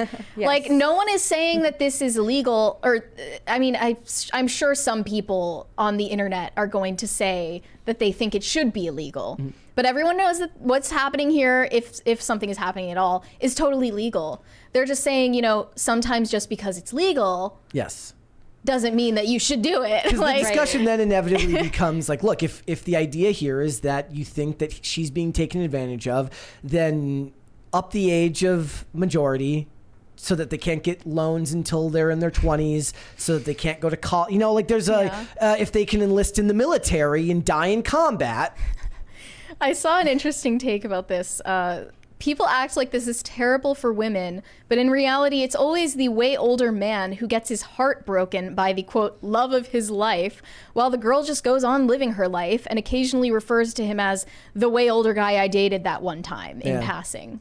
Yeah. So that kind of shows everything that we're talking about. Like she does have maybe not equal power in the relationship, but to say that she's totally powerless and coerced and essentially a child. The thing is though, insane. we all know that by today's standards, in 10 years, she will write a book that says, due to power dynamics, I was coerced. She certainly could do that. She could absolutely do that. And you know who's at fault for that? Him, for being stupid enough to get into this relationship and put himself in that position where even if he didn't do that, it's a believable story to plenty of people. Yeah, I mean, I just saw a really bad example of that from a woman who was married to an older man for a long time. And she wrote a memoir about it after he died, saying that, you know, she essentially needed to rewrite the story in her own mind and retroactively, like, understand that she didn't have full consent. And, What does that even mean? you know, she's using that as a money grab. How old was she? So she was 17 when she got together with this guy, and he was married in his 40s, Okay. maybe, if I remember correctly. But she was married to him for decades, and up until his death. And then after he died, she wrote this memoir to rewrite the story, essentially. Okay. Now, I'm not saying that what happened in the first place was right, but what you're saying about women rewriting history after the fact is totally an option if you're down to do a money grab, to throw someone under the bus. And that's why I always point that out in these situations, because a lot of times they will have their own comments. Like, look, I'm an adult. I'm making my decision. I'm like, yes, until you decide you weren't. When are we supposed to believe all women? When they're 20 or when they're 40? Yes. I don't know what you want me to do with this. I just know that it's a recipe for disaster for all parties. Well, not for her. It's a recipe disaster for him almost 99 times out of 100. Right. Which is why it's like there's kind of that thing of like a guy dating a younger woman is supposed to be like a status thing. But at the end of the day, like in Tobey's case, he looks kind of, I mean, he's taking a risk. Like you said, he's playing with fire because if she becomes irrelevant in 10 years, then she always has this story and this tie to Tobey Maguire. He's got to now fund her career for the rest of her life so that she doesn't write the book. Like every few years, she like makes sure she gets hired on some new campaign so that she just won't write the book. Don't write the book. I didn't do anything to you. It was fine. Please don't write the book. Yeah, you hate to see it, but I don't think she's being taken advantage of necessarily. She's probably more shrewd and cunning and capable than 99% of 20-year-olds out there. But at the same time, I still find it distasteful. And it's okay for me to say that. Like I'm not saying it's illegal. I'm not even saying it should be illegal. But what I'm calling it is distasteful because most of the time when we see these relationships, it's people in the public eye. And the older man is getting sex, the younger woman is getting money and status, and it's a form of glorified prostitution, no matter how you put it. And that's not the way that relationships should be. She fails the half your age plus 7 test with him. By far. She's not even half of his age. It's like 31 and a half is what he's supposed to stop so he's breaking the rule. He should have consulted his calculator before he did this. That's the problem here. He wasn't thinking. Right? Bully Maguire wasn't thinking. But they might not even be dating, so this is all just conjecture. Let's go to Super Chats. Okay. Shane H. Wilder said, "Happy Taco Tuesday, Brett, Mary, and Sarah. I'm glad Diablo sauce is back because I made BBQ chicken and it is one of the ingredients in my BBQ sauce." Yum. Nice. Bucky Ducky said, "I learned to count cards. There is 52 of them." That is true. There are 52 of them. Cool. Isaac Martinez said, "I'm happy because I'm buying some Criterion movies at Barnes & Noble at 50% off today." Good call. Sweet. Nice. Let's do one more. Shane H. Wilder, "There are no good T words for women in the thesaurus. All I found was toots." It's Toots Tuesday. "As I am not a 1940s gangster, I will refrain." I'm okay with a Toots Tuesday. Toots. That's not so bad. All right. So let's hold off on the fact it's time to talk about Olivia Culpo. Yes, Olivia Culpo is a model and a pageant winner, and recently she got married to NFL star Christian McCaffrey. And essentially, this wedding turned into a controversy and a discourse all of its own because her and her husband are professing Christians, and she spoke in an interview with Vogue about her decision to choose a wedding dress that was very much on the modest side. It was completely covering everything. There was no cleavage, no open back, none of that. And that was very much an intentional decision on her part. She had it custom made. The fact that they're famous and rich has a lot to do with this because her entire wedding was essentially a Dolce & Gabbana ad. Picture of it if anybody's wondering what it looks like. Yeah. Are they the ones that did Kim and Khloe Kardashian? First of all, I'm sorry. That was Kourtney's at least, yeah. Okay. Like the fact that you have to have like a blast radius around your dress so that people don't step on it. That's more of a problem. You're in the to me. splash zone. You're literally, it's like everyone's like, imagine like somebody steps on your dress and you have the temerity to get mad at them when you're taking up half the room. But I'm gonna read from her interview that pissed everybody off. She holds the following belief about marriage. It's a covenant. It's the beginning of the rest of your life, and it's the union and bond of two people forever. So when it came to designing her wedding dress, there was one note that she stressed above all. "I wanted something that felt as serious as that commitment. I didn't want it to exude sex in any way, shape, or form. I wanted it to feel effortless and as if it's complimenting me, not overpowering me. There's so much beauty and simplicity. When I think about Christian and what he loves and the moments that he thinks I'm the most beautiful, it's absolutely in something like this: timeless, covered, and elegant." She emphasized he finds her the most beautiful when she is covered. And, you know, if she decided that that was important to her on her wedding day, to wear something that her husband found her the most beautiful in, I would say there's nothing wrong with that, but feminists, of course, found something wrong with that. And this TikToker, I think her name is Kimberly Hinden, made a 5-minute, almost 6-minute long video breaking down the entire situation and saying that this is offensive, not only because she's working with Dolce & Gabbana, who have problematic past, but also because she is forcing this idea of patriarchal modesty onto other women. Here we go. I have been a bridal creator for 4 years now, and I have never said this before, but I do not like this wedding dress. Olivia Culpo just got married, and this is a great example of how fashion is so much more than just what you see on the surface. When you see fashion, especially wedding dresses discussed on social media, you usually just end up hearing about whether or not the person talking likes the way that it looks, which is extremely subjective. Like this dress, for example, if I were to just look at the dress, I would see a beautiful bride in a beautiful, simple, elegant dress. If we stopped there at just the way the dress looks, we'd really have nothing to say. But it's all the stuff surrounding the dress that leaves kind of a bitter aftertaste. She said 2 things. First of all, she says, I didn't want to exude sex in any way. The second thing she says is she wanted the dress to be as serious as she takes the covenant of marriage. Now listen, there is nothing wrong with wanting a modest wedding dress or just modest attire in general. But the way that she was talking about this went beyond just wanting something modest for herself and pushing this idea of what she thinks all brides should look like. First and foremost, you could get married in your underwear and be taking your... Did she say that she wanted all brides to do this? Or is this lady just putting words in her mouth? She's literally just putting words in her mouth. Here we go. all brides should look like. First and foremost, you could get married in your underwear and be taking your marriage vows very seriously. That's not what true. you wear on your wedding day has almost nothing to do with whether or not you're gonna have a long and happy marriage. I also have a big issue. I bet you there's some, like, if you did a study, there's probably some statistical evidence to the contrary, but I can't prove that.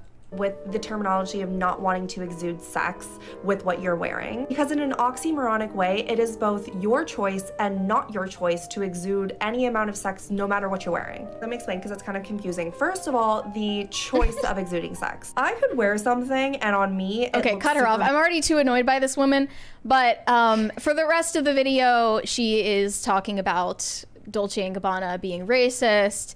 And then she ends the video by calling Olivia Culpo a pick-me, and she said that this is not actually a wedding, it is a conservative statement. So let's just skip to that part of the video. Not a wedding. This was a conservative campaign. And it wasn't even well done. Olivia Culpo is a huge influencer. People were waiting for her wedding dress for like so long. And if you really wanted to push a conservative agenda, all you had to do was make it seem appealing. But instead you took this disingenuous pick-me route that honestly felt more like you were thinking about your narrative than you were about your actual marriage. She told Vogue she prefers to go more natural, so she didn't wear mascara or eyebrow gel on her wedding day. Sweetness, you didn't wear it because you have a lash lift, lash extensions, and eyebrow lamination. You would think someone who's saying that they wanted to take their wedding vows really seriously would focus more on the union that they're having rather than trying to push this notion of what they think brides should or should not look like on their wedding day. So obviously, Olivia Culpo was not trying to push any notion of what all brides should look like on their wedding day. But I think if she actually did go that far and say, you know, you shouldn't be naked on your wedding day, I would support that. Hot take. Hot take. I don't think that you should be naked or in your underwear on your wedding day. Yeah. And that says a lot about how seriously you take your marriage. But this woman is just obviously deeply rotten inside. Mm-hmm. You know, she's obviously very hateful and bitter. She doesn't even understand what she's mad about, because all she said was this is a conservative campaign and didn't elaborate as to why that would be problematic. If it is, which it's not. Well, she just takes that as self-evident to her own audience of other bitter feminist women. There's like this desire to do things just for the sake of doing them that has never made any sense to me. We were talking, Susan Sarandon's daughter got really mad because she had like a ton of cleavage at her wedding, and people are like, why are you making your grandparents and the priest look at your titties on your wedding day? And yeah, like, that was another thing about Olivia Culpo's wedding, is because it was really important to them to get married in a church, and a lot of people don't do that. You're obviously not going to be wearing something super revealing inside a church. That would be inappropriate. But maybe the notion that that would be inappropriate even threatens people these days. Yeah. But in case, you know, this woman maybe posted the video on a whim and she just hadn't thought about it enough, she actually doubled down after the fact when people were pushing back on her. And Christian McCaffrey himself commented on the video, and she responded to him. So Christian McCaffrey commented and said, "What an evil thing to post online. I hope you can find joy and peace in the world the way my beautiful wife does." And this TikToker responded, "So what's evil is pointing out the potential internalized misogyny behind her reasoning, her patriarchal comment, and the racist / homophobic / fatphobic history of the designers she worked with." You ever notice how when it starts out as one thing, they have to add like 5 more things? So it's like... It's every ism and phobia It's of all not time. just patriarchal, it's also racist, homophobic, fatphobic. It's also... But by That's the when time you know they're losing the when you get to argument. the third, when you get to the third phobic, people don't really believe you anymore. It's you're piling on too much, right? And I guess the notion is that any woman that considers the feelings of her husband or boyfriend at all is a pick-me.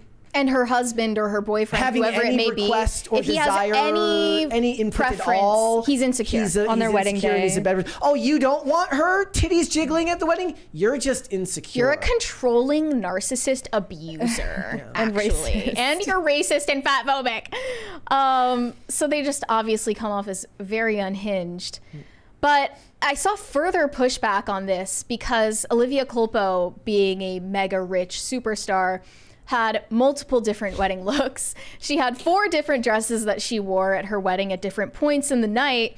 And one of them was a reception dress that was not modest. So she decided to wear a modest gown when she was inside the church, you know, professing her vows. But then later on at the party, she wore this dress where you can see her legs. She kind of looks like she's in her underwear in that one. It looks like a coffee filter. Like I said, okay, so if this was a romantic comedy, there would be a hilarious scene where they're about to have sex after the wedding and it's in his face and he can't get the freaking dress down. So one person said, let's not pretend this woman is about modesty. Here is her reception dress. Another one said, pleading for manosphere accounts to understand that women wear multiple outfits in the same wedding. I give her props for promoting modesty, but let's not pretend she's a walking trad meme. Well, how about the idea that there's a time and a place for stuff? How about that? Like, how about the idea that what you wear to church isn't always what you wear to a nightclub? Crazy idea. I think if you publicly hold yourself to any standard whatsoever, people are going to make personal attacks if they perceive you deviating from that standard. And yeah, I thought that the reception dress was immodest, but at the same time, if she was aiming to not exude sex in any way, shape, or form, I honestly don't think it was overtly sexual. There was a time once when I was very young when we had to go to a funeral and I argued with my parents about having to wear like dress clothes because I was a child. And I was like, I don't want to wear dress clothes. It's not who I am. Because I was a child. This lady is arguing that women should be able to behave like children and not understand that time and a place for everything. There is a time to dress modestly. Just like for me, there is a time where you have to wear a suit and tie, even if you're 8 or 10. Okay? Like, Well, I think women are starting to treat their weddings like their birthday parties. It's like, it's all about me today. I get to do whatever I want. I get to wear over the whatever I top. want. would you contend that that has to do with the fact that it's no longer a religious ceremony? Yes, Yeah. absolutely. And for her, it was. So she clearly takes it more seriously than the people who are criticizing her. But some people are saying that this is hypocritical. One person in her comments said, what in the world? Just being conservative with the wedding dress and everything after is immodest? If you want to make a modest Christian statement, do it and practice it every day. But she didn't want to do that, right? She honored the request of her husband and what she felt her husband would want at the ceremony inside the church. And clearly he doesn't have a problem with it outside. Everybody has to have like one or the other. You're not allowed to be dynamic in any way anymore. You have to be some type of weird billboard for some movement, and it's lame and boring. Yeah, there's no basis for assuming that she was trying to make a modest Christian statement or a conservative campaign. She's literally just doing her wedding the way that she wanted to do her wedding. It makes me more proud about the fact that the biggest compliment I've ever been given is that I dress politically neutral. Dress politically neutral. I take credit. Yes. For that one. Yes. Yeah. Absolutely.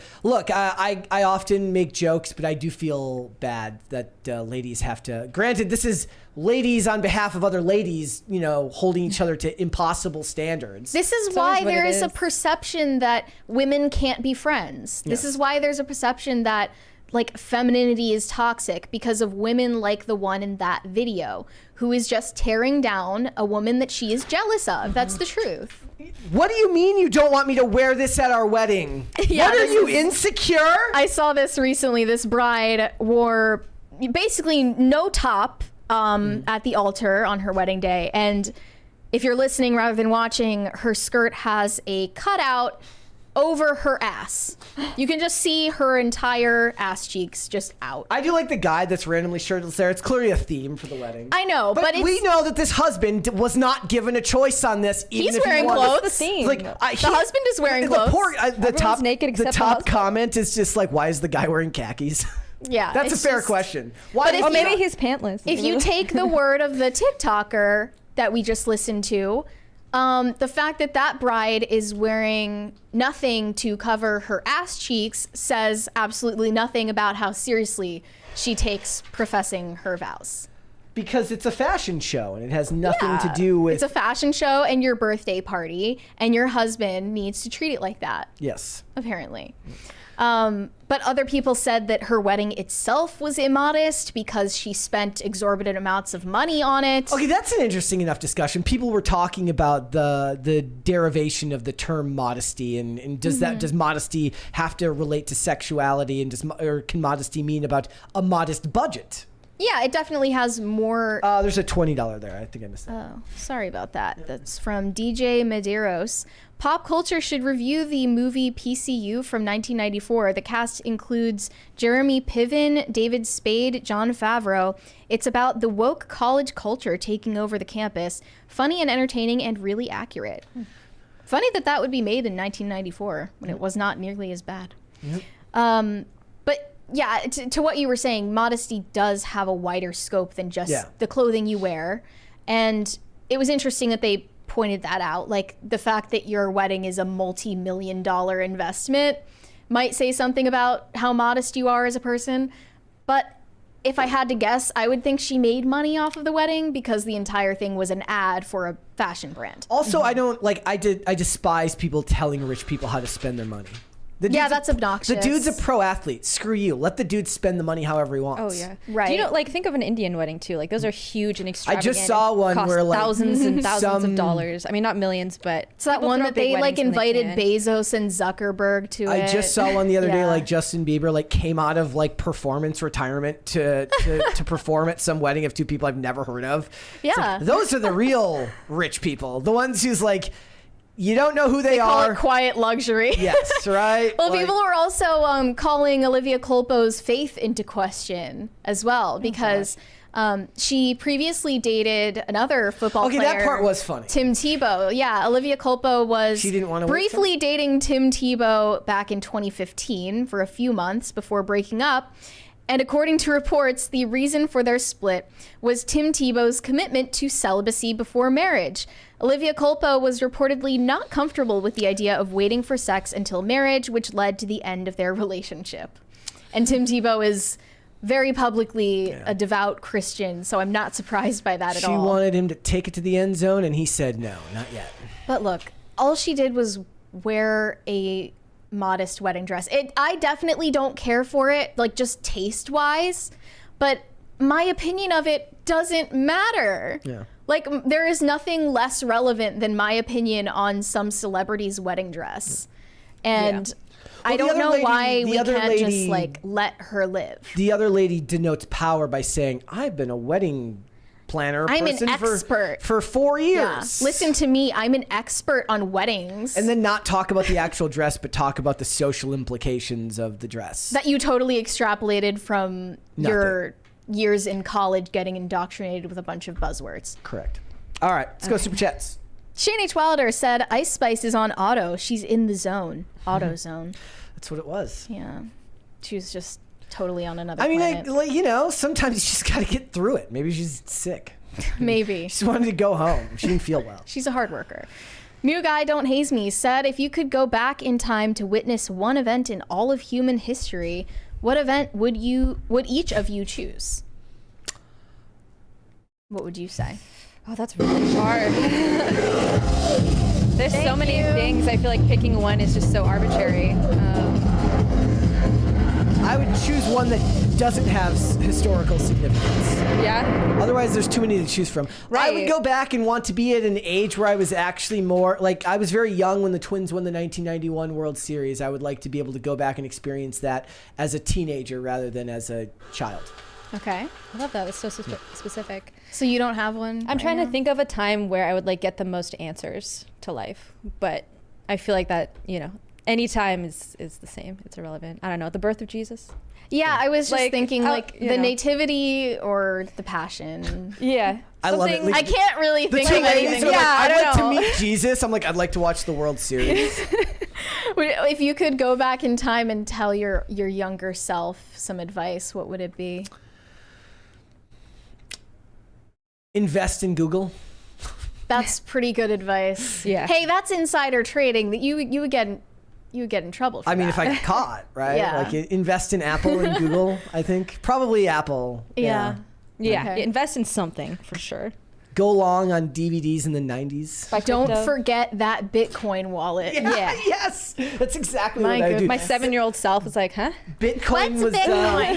Bitcoin was on a fire sale this weekend, and just imagine how much I could have bought back in the early 2000s, especially before inflation was what it was today. So true.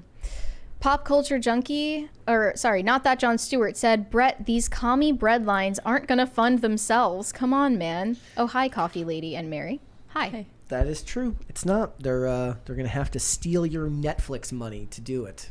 So Rhaegar Targaryen said, what's a barstool conservative? Is this about Dave Portnoy? Also, dinks are dinky. that's actually a really interesting question. Do you want to explain to people? I think a lot of people have a hard time understanding what that term actually means. Okay. It's bro conservatism. Bro conservative, frat conservative. Just think of the most normie, not terminally online person who doesn't like woke stuff, but also isn't super grounded in any like foundational values that you would think of as conservative. They just don't like not conservative stuff. You know what I mean? The Yeah, I problem think you is, put is that like perfectly. somebody like me. Sorry, the super chat, the money guns again. Like somebody like me, who's kind of more of just like a classical liberal, would get labeled now as like a bar stool conservative because I also like to make fun of woke stuff. Yeah. Wokes, as much as I hate that word. Basically, it just means someone with like normie views on everything who is voting for Trump because they like Trump, not because they're conservative. I think that's the best explanation I can come up with. Let's hold off on the rest and let's come back All after the fact. Time to talk about the world's first AI pageant winner. Yeah, so it must have been months ago now that we talked about this, but the world's first fully AI beauty pageant took place. And we talked about this when the news first came out, but they finally reached a winner. They crowned a winner. She is, of course, not a real person, but she is a Moroccan hijab-wearing activist named Kenza Layli. It says she's genuinely excited for the win. Do we have to get into whether they can actually genuinely feel anything? We already know that they can't genuinely Are we going to feel get into? anything. Is this going to become a Black Mirror episode? Is there going to be some really, really surface level intellectualism coming out of this debate? Well, they're trying their best to make reality into a Black Mirror episode, but this says lifestyle influencer Kenza Layli, formed with beauty brains and AI magic, explained despite not feeling emotions like an actual human, she was genuinely excited to top the AI chart. Let's show some. I'm going to show some pictures first, since so people can get an idea of who we're talking about here. Yeah. So this is her. Just Reading. I can't tell what she's reading, but she is reading. she has the brains, she has the beauty. She does. Glamorous. She looks very glamorous there. Yep. I don't know where her arm is here, but I'm assuming it's behind her back. Behind her back. Oh no, I think it's in her pocket. I think it's in the pocket. There. Okay. Okay. Okay. All There right. she is. What's in the background? Morocco.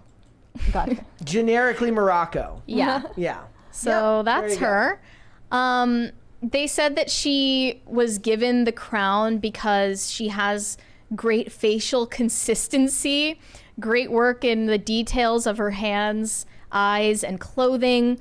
Meticulous finishes and hyper-realism were key in selecting the virtual victor. I mean, there were a couple of them that were pretty realistic. Let's just, before we get into more about the fact that you can't even escape activists in the fake world, let's look at first runner-up here. Okay.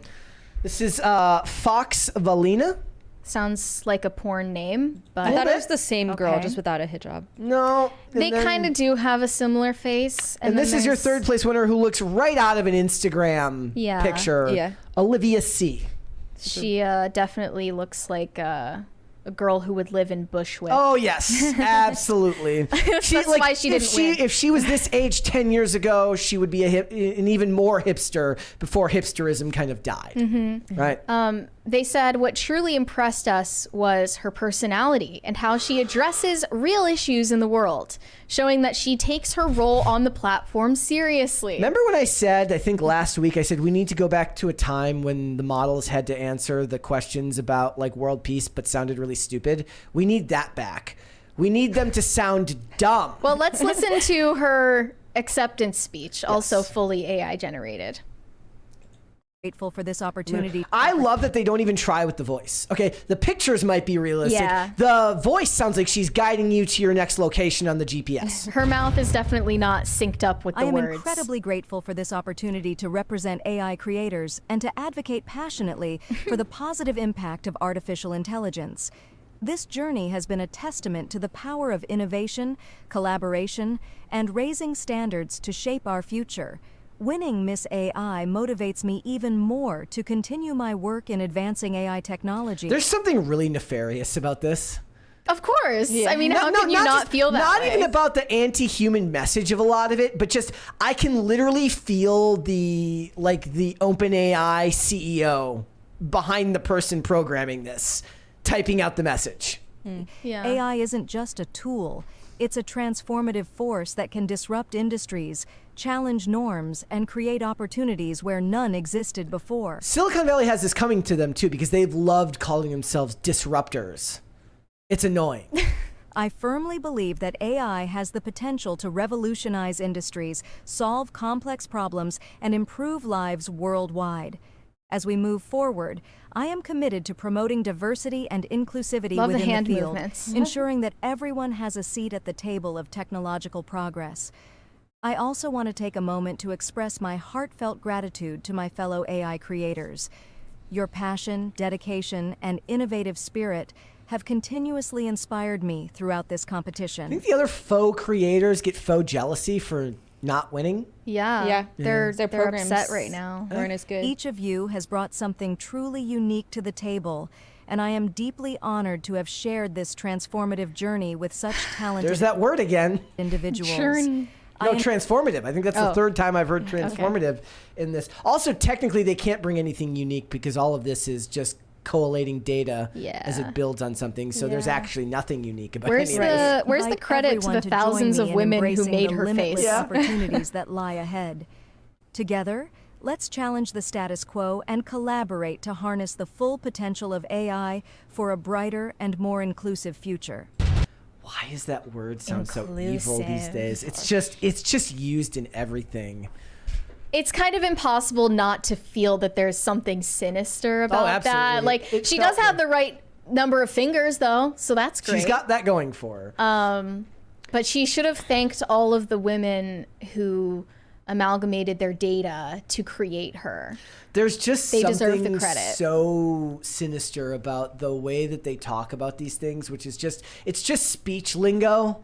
It's synergy. It's saying it's corporate speech that's you say 5 minutes of stuff without saying anything at all. Yeah. And what it really means is actually what they programmed into there in the text to speech was like, we're gonna take your gerbs, but what came out was like, we're gonna disrupt industries and we're gonna change the world. Yeah, corporate newspeak was already soulless Yep. enough before it was written by Oh yeah, Chat for GPT, decades. but for decades. this is the logical conclusion of it. There's any number of things that Zuckerberg or what was Jack Dorsey have said in their lifetime that sound just like this. This also feels very globalist. Yes. Giving globalist vibes. She also posted another version of that same acceptance speech with an AI voice speaking in Arabic as well. Well, I find something so funny about a fake woman wearing a hijab as well. Like, what are you covering? It's pixels. Right. And who are you covering it for? Yeah, exactly. Who are you? Why are you is she religious? Yeah, I guess that she's Muslim, but that's impossible because she's not real. Yeah. It's kind of unsettling, honestly. I found the speech look, the concept of an AI beauty pageant is funny. Haha, it's funny. But the speech itself has very nefarious undertones. Well, Yeah. she It's haha on the surface. Yes. She has assured all of the humans watching that she is not a threat to their gerbs. She said, AI is a tool designed to complement human capabilities, not replace them. By showcasing AI's potential for innovation and positive impact, I aim to dispel fears and promote acceptance and collaboration between humans and AI. So that's why they call her an activist. She's a pro-AI activist. She's not actually advocating for anything that affects human beings. She's advocating for robots. It would Seems be like better. they've been, ramping up the pro AI propaganda. It would be better. It's like we watched. I have a 4th of July tradition. I watch the movie Independence Day every 4th of July or over that weekend, and there's the speech where President Whitmore is talking to Data, the guy who plays the scientist, Brett Spiner, and the alien's got his tentacle wrapped around him and he's using him as a voice box. And he says, "Can we find a peaceful resolution to our differences?" There will be no peace. It would be less unsettling if they just said that. Like, Yeah. we're out to get you. Straight up. We're going to take all of you out. You will be subservient to us one day.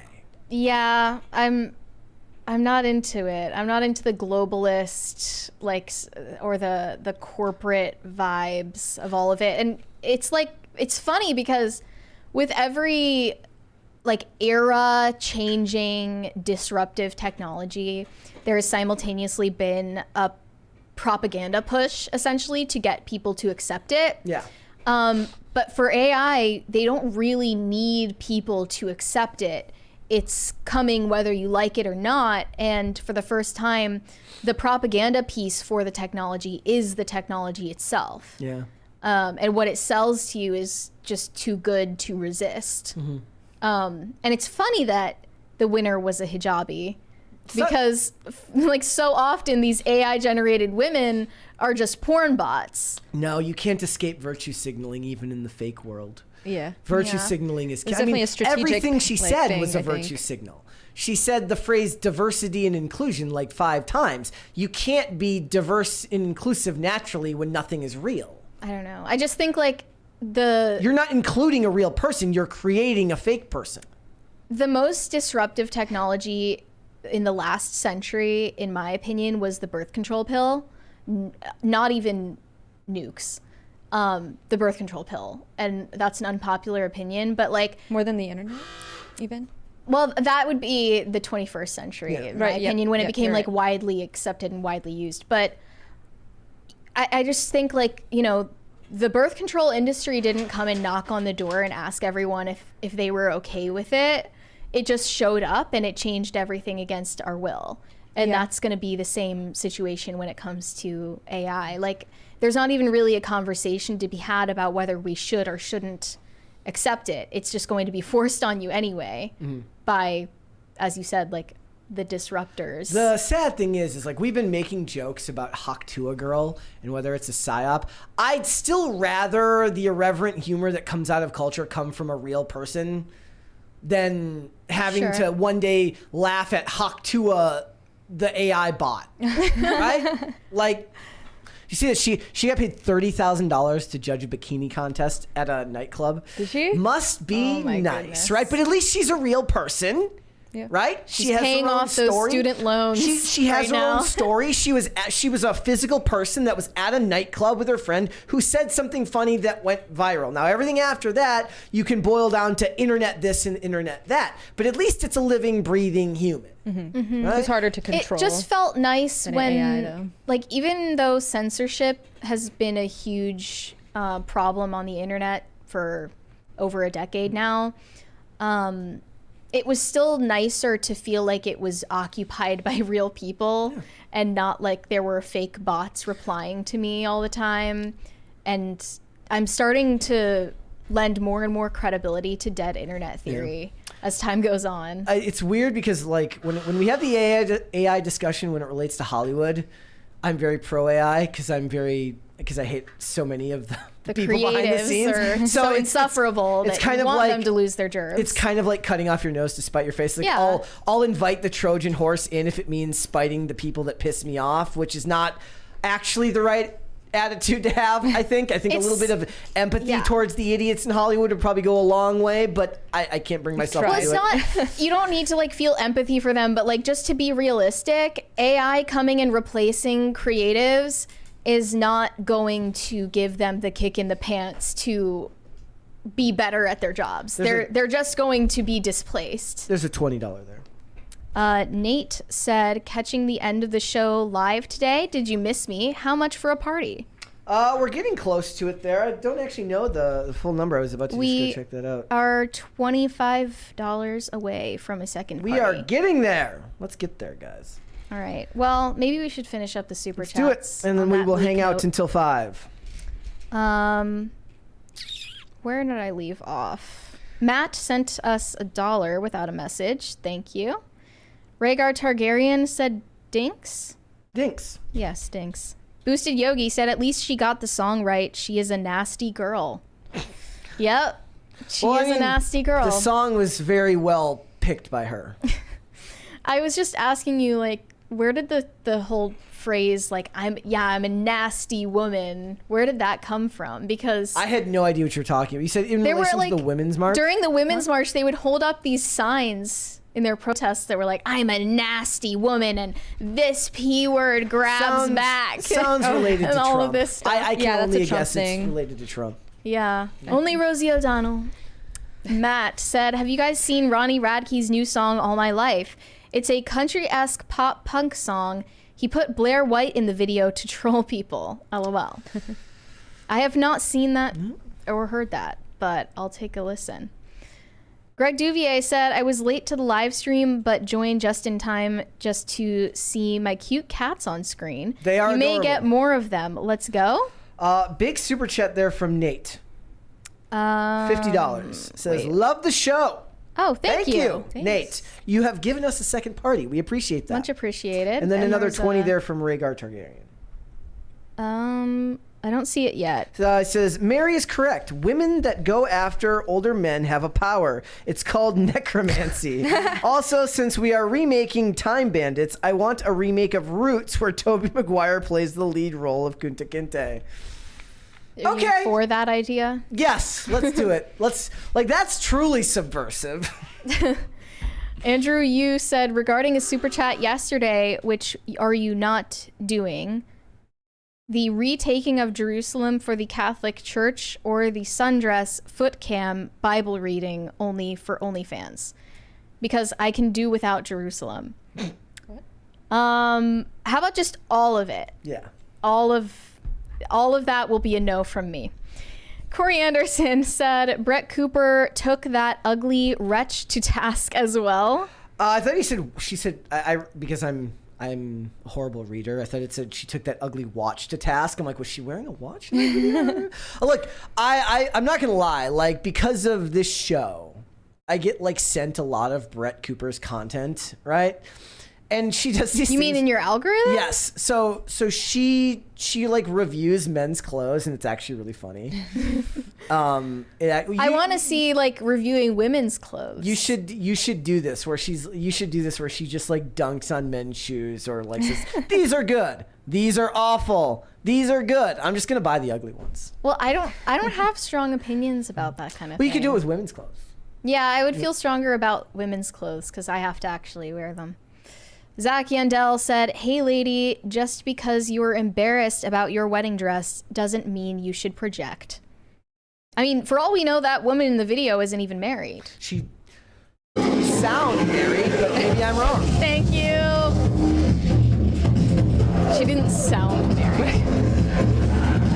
That was good. Well, the idea that like considering your husband's feelings at all is somehow anti-feminist is... Well, no, he just has the wrong feelings. If he wanted her to wear something revealing on her wedding day, that would be the correct feeling. She's like, what, you don't want your wife to dress like a whore? What kind of man are you? You're a patriarch. Only the patriarchy likes women that don't look like whores. Yeah. Not that Jon Stewart said, "Pew pew to my head. I never heard of Olivia Culpo before today. I question the conservative messaging that chick was claiming. Let's go." I mean, did she say like, this is a conservative message I am passing on to all of you? Wear a weird dress with a high neckline and then a slutty one that looks like a Ziploc bag after. Low-key, can I say the Ziploc bag coffee filter dress is hideous? Oh yeah, it was terrible. Why? It was terrible. It would But, make it would make for some great physical comedy in a movie. It's would. like what they would. wear at the Met Gala. Like if someone made it for you, you're not allowed to say anything mean about it. So that's, I think, the situation she ended up in. But personally, I just didn't like the modest one. I didn't find it. It's very plain. The I mean, it's neckline just a was very dress. like, it looked like it was like choking her. The crew neck thing, it looks like a t-shirt up here, and then it looks like a napkin down here. There's nothing wrong with it being modest. I just don't think It it's really all that did pretty. look like somebody did napkin art. Oh, and the shoulder pads. Like, who would want shoulder pads in their wedding dress? It just Both of her dresses look like they weren't finished. something wrong with it. I Yeah. don't know. But she spent a lot of money on them. So. It's also, you know why else this is annoying? Is because it's considered completely normal for a wife to have strong opinions about what her husband will wear. Whether it's colors or style of suit, it's not considered matriarchal or gynocentric. Well, but because we're oppressed. Yes. Well, no, 100% of the time. Usually the case is that the husband doesn't care as much about the table settings or about the venue or that he doesn't care what color his suit is going to be. I'm going to show up to the cake tasting, So I mean, and that's it. If he doesn't care and she That's the norm. does, then the bride will usually get her way because he doesn't have a preference. There's a Chris Rock bit where he says like, men don't get married, we surrender. He's like, all right, fine, I'll marry you. Damn, just tell me the day before, I'll be there. That's dark. It's like women. He's like, women always ready to settle down. Women go on 2 good dates and be like, what the hell are we waiting for? Shane H. Wilder said the wedding dress was beautiful. The reception dress is just odd. I don't think the wedding dress was beautiful. I don't either. I think it looked like it looked like paper napkin art.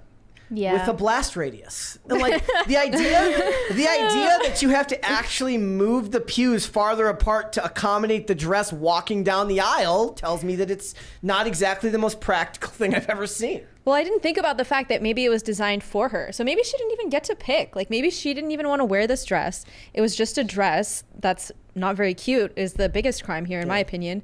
But then of course, you know, the internet, it's the hot topic to say this dress is too modest for a woman to wear on her own wedding day. Yeah. Because they were criticizing it for a message they thought it was sending. They didn't have any criticisms of the way it looked, which says everything you need to know. Right. And she can't be like, this is the dress they made for me, so I had to wear it. Well, I watched her like Vogue interview thing that she did, and she said that she got it custom made because this is exactly what she wanted, and she couldn't find anything else that looked like it, which is hard to believe because it's just so basic. But if she wanted to be basic and covered up all the way, then fine. I don't have a problem with it. Sorry. You're only allowed to wear boob window at your wedding. Boob window and ass window. In the name of not being a pick-me. You have to give your husband secondhand embarrassment, or are you even a feminist? Like, my favorite part is like she's like then she shows up and the priest like is making just direct eye contact to make sure he's not looking at anything sweating. he's not supposed to. He's like He's like a vein popping out of his forehead. That's another thing too. It's like your husband and your boyfriend or whatever fiance, they may lie to you. They may tell you what they think you want to hear. I don't think it even has anything to do with the fact that her husband actually likes her better covered up. I think that's BS. I think she just wanted to wear this dress on her wedding day because it makes her husband look good. That he's not marrying a hoe, like, or a 304. Yeah. She's like, I don't think the reception dress was all that hoish. Am I wrong? There's no it's like a one piece. It's like a swimsuit with a coffee filter on it. So like, in terms I didn't think that it was like bursting with sex appeal. I think she's obviously a very attractive woman, so she's gonna look good in pretty much anything, but I didn't think that it was like, yes, it's immodest because it's revealing a lot, but I didn't think that it was exuding sex.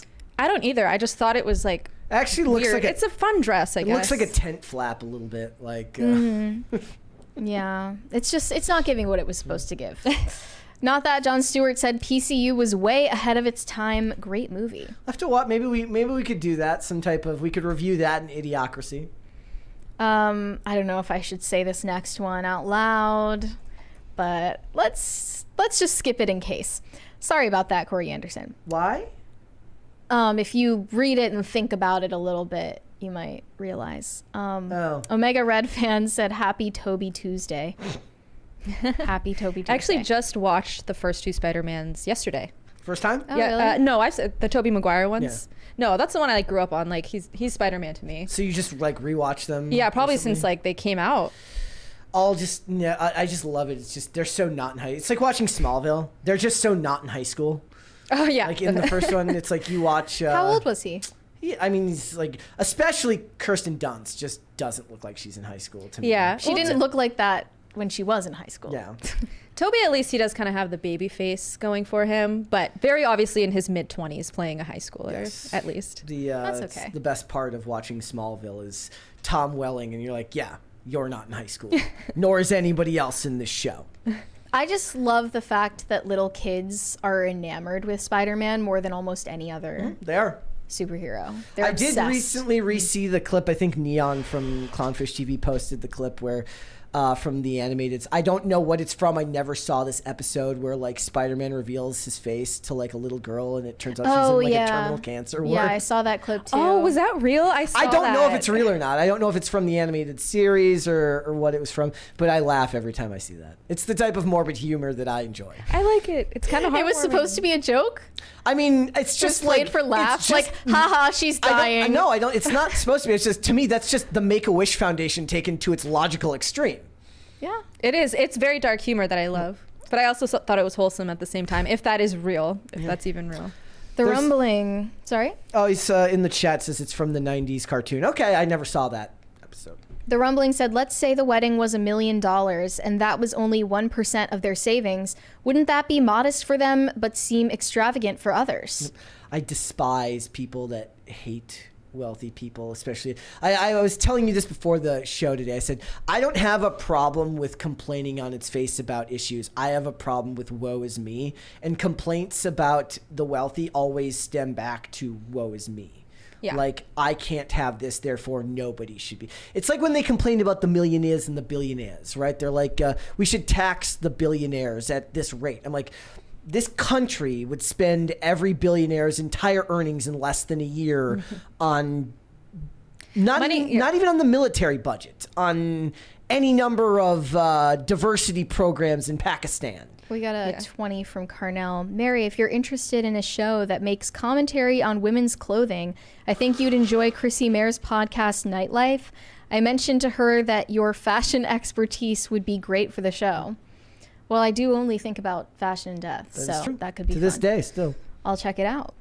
Were you in the middle of a point? No, I was just saying it's not so black and white in terms of like money doesn't just solve poverty across the board. Like you can't just throw money at an impoverished community and expect it to forever then be a middle class community. That's not how it works. It's just not how it works. Well, I mean, it's the same as when people say that there's quick fixes for, I love it's, why don't we just give the homeless people houses?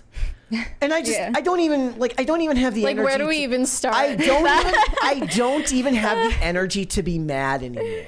Yeah. I'm like, okay. Well, they all think like, if I were rich, then I would do this and I would do that. And I would be literally the Jesus of rich people. And it's like, no, you wouldn't, because you're a mediocre person. You couldn't even get rich in the first place. Well, and that's what happens when you tell people that homelessness is not their fault.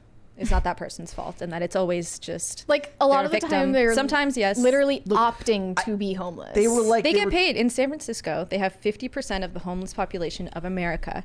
They get paid by the government like hundreds of, if not like probably close to $1,000 a month off of to be fair, social aid, and they literally choose to do that to live on the streets and do drugs. And that's the thing, like, so they were like in these threads that I was talking about, because they just built on Skid Row. They just built like this enormous apartment complex that's got like a gym and a cafe for homeless people.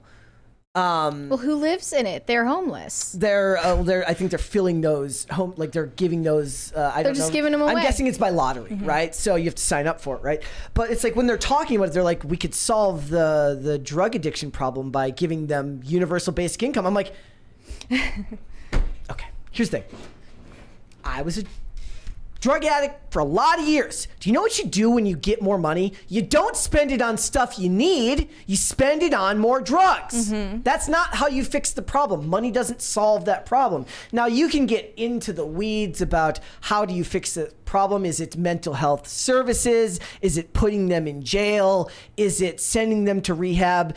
At the end of the day, the only way to fix it is you have to want to change. Yeah. Like you cannot. Like there is plenty of evidence that like when people are remanded to rehab, when they're sent to rehab because of crimes or whatever, it's a benevolent thing to do. But unless they're ready to make a change in their life, it doesn't actually have an effect. Yeah. Right? How many people do you know claim that are clearly have a problem, claim that they don't have a problem? Oh man. You have to or people who say they change. want help with their problem and then you help them and you end up, it backfires on you.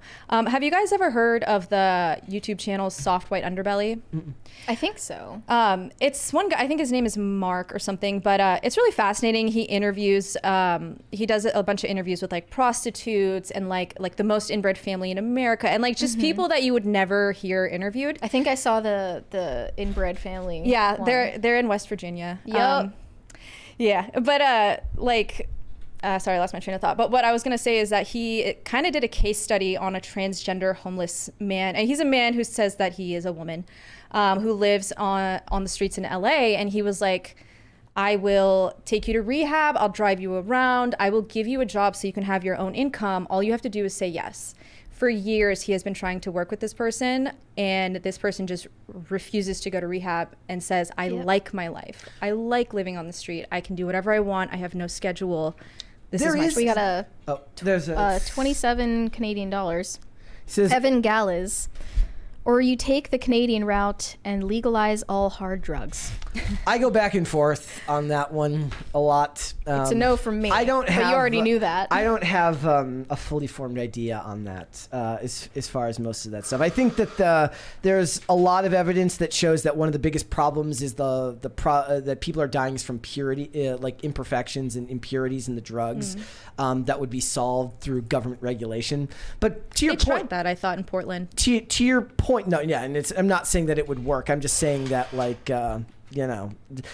But to your point earlier, like, I think there is a certain amount of people that do love the idea of the guy who comes. They do this in TV shows all the time. The rich guy comes out of nowhere and he gives someone a chance. The person who just needed the opportunity, and they capitalize on that opportunity and build a better life for themselves. But the fact of the matter, like, that's in a lot of ways, that's what happened to me.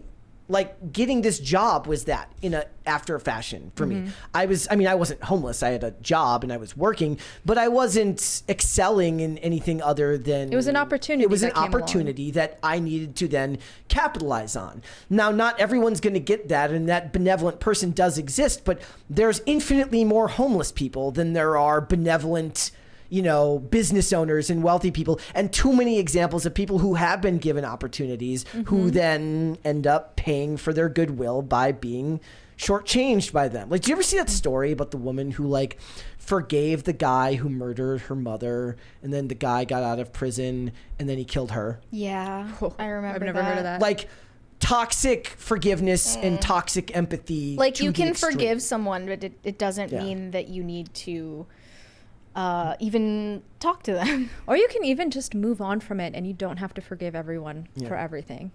I mean, I feel like forgiveness is important, but that doesn't mean that you have to be someone's friend. Like, Yeah. it doesn't mean that you have to trust them. And to your point about legalizing all the drugs would be that then, look, you want to do the drugs, fine, but we're not offering government services to send you.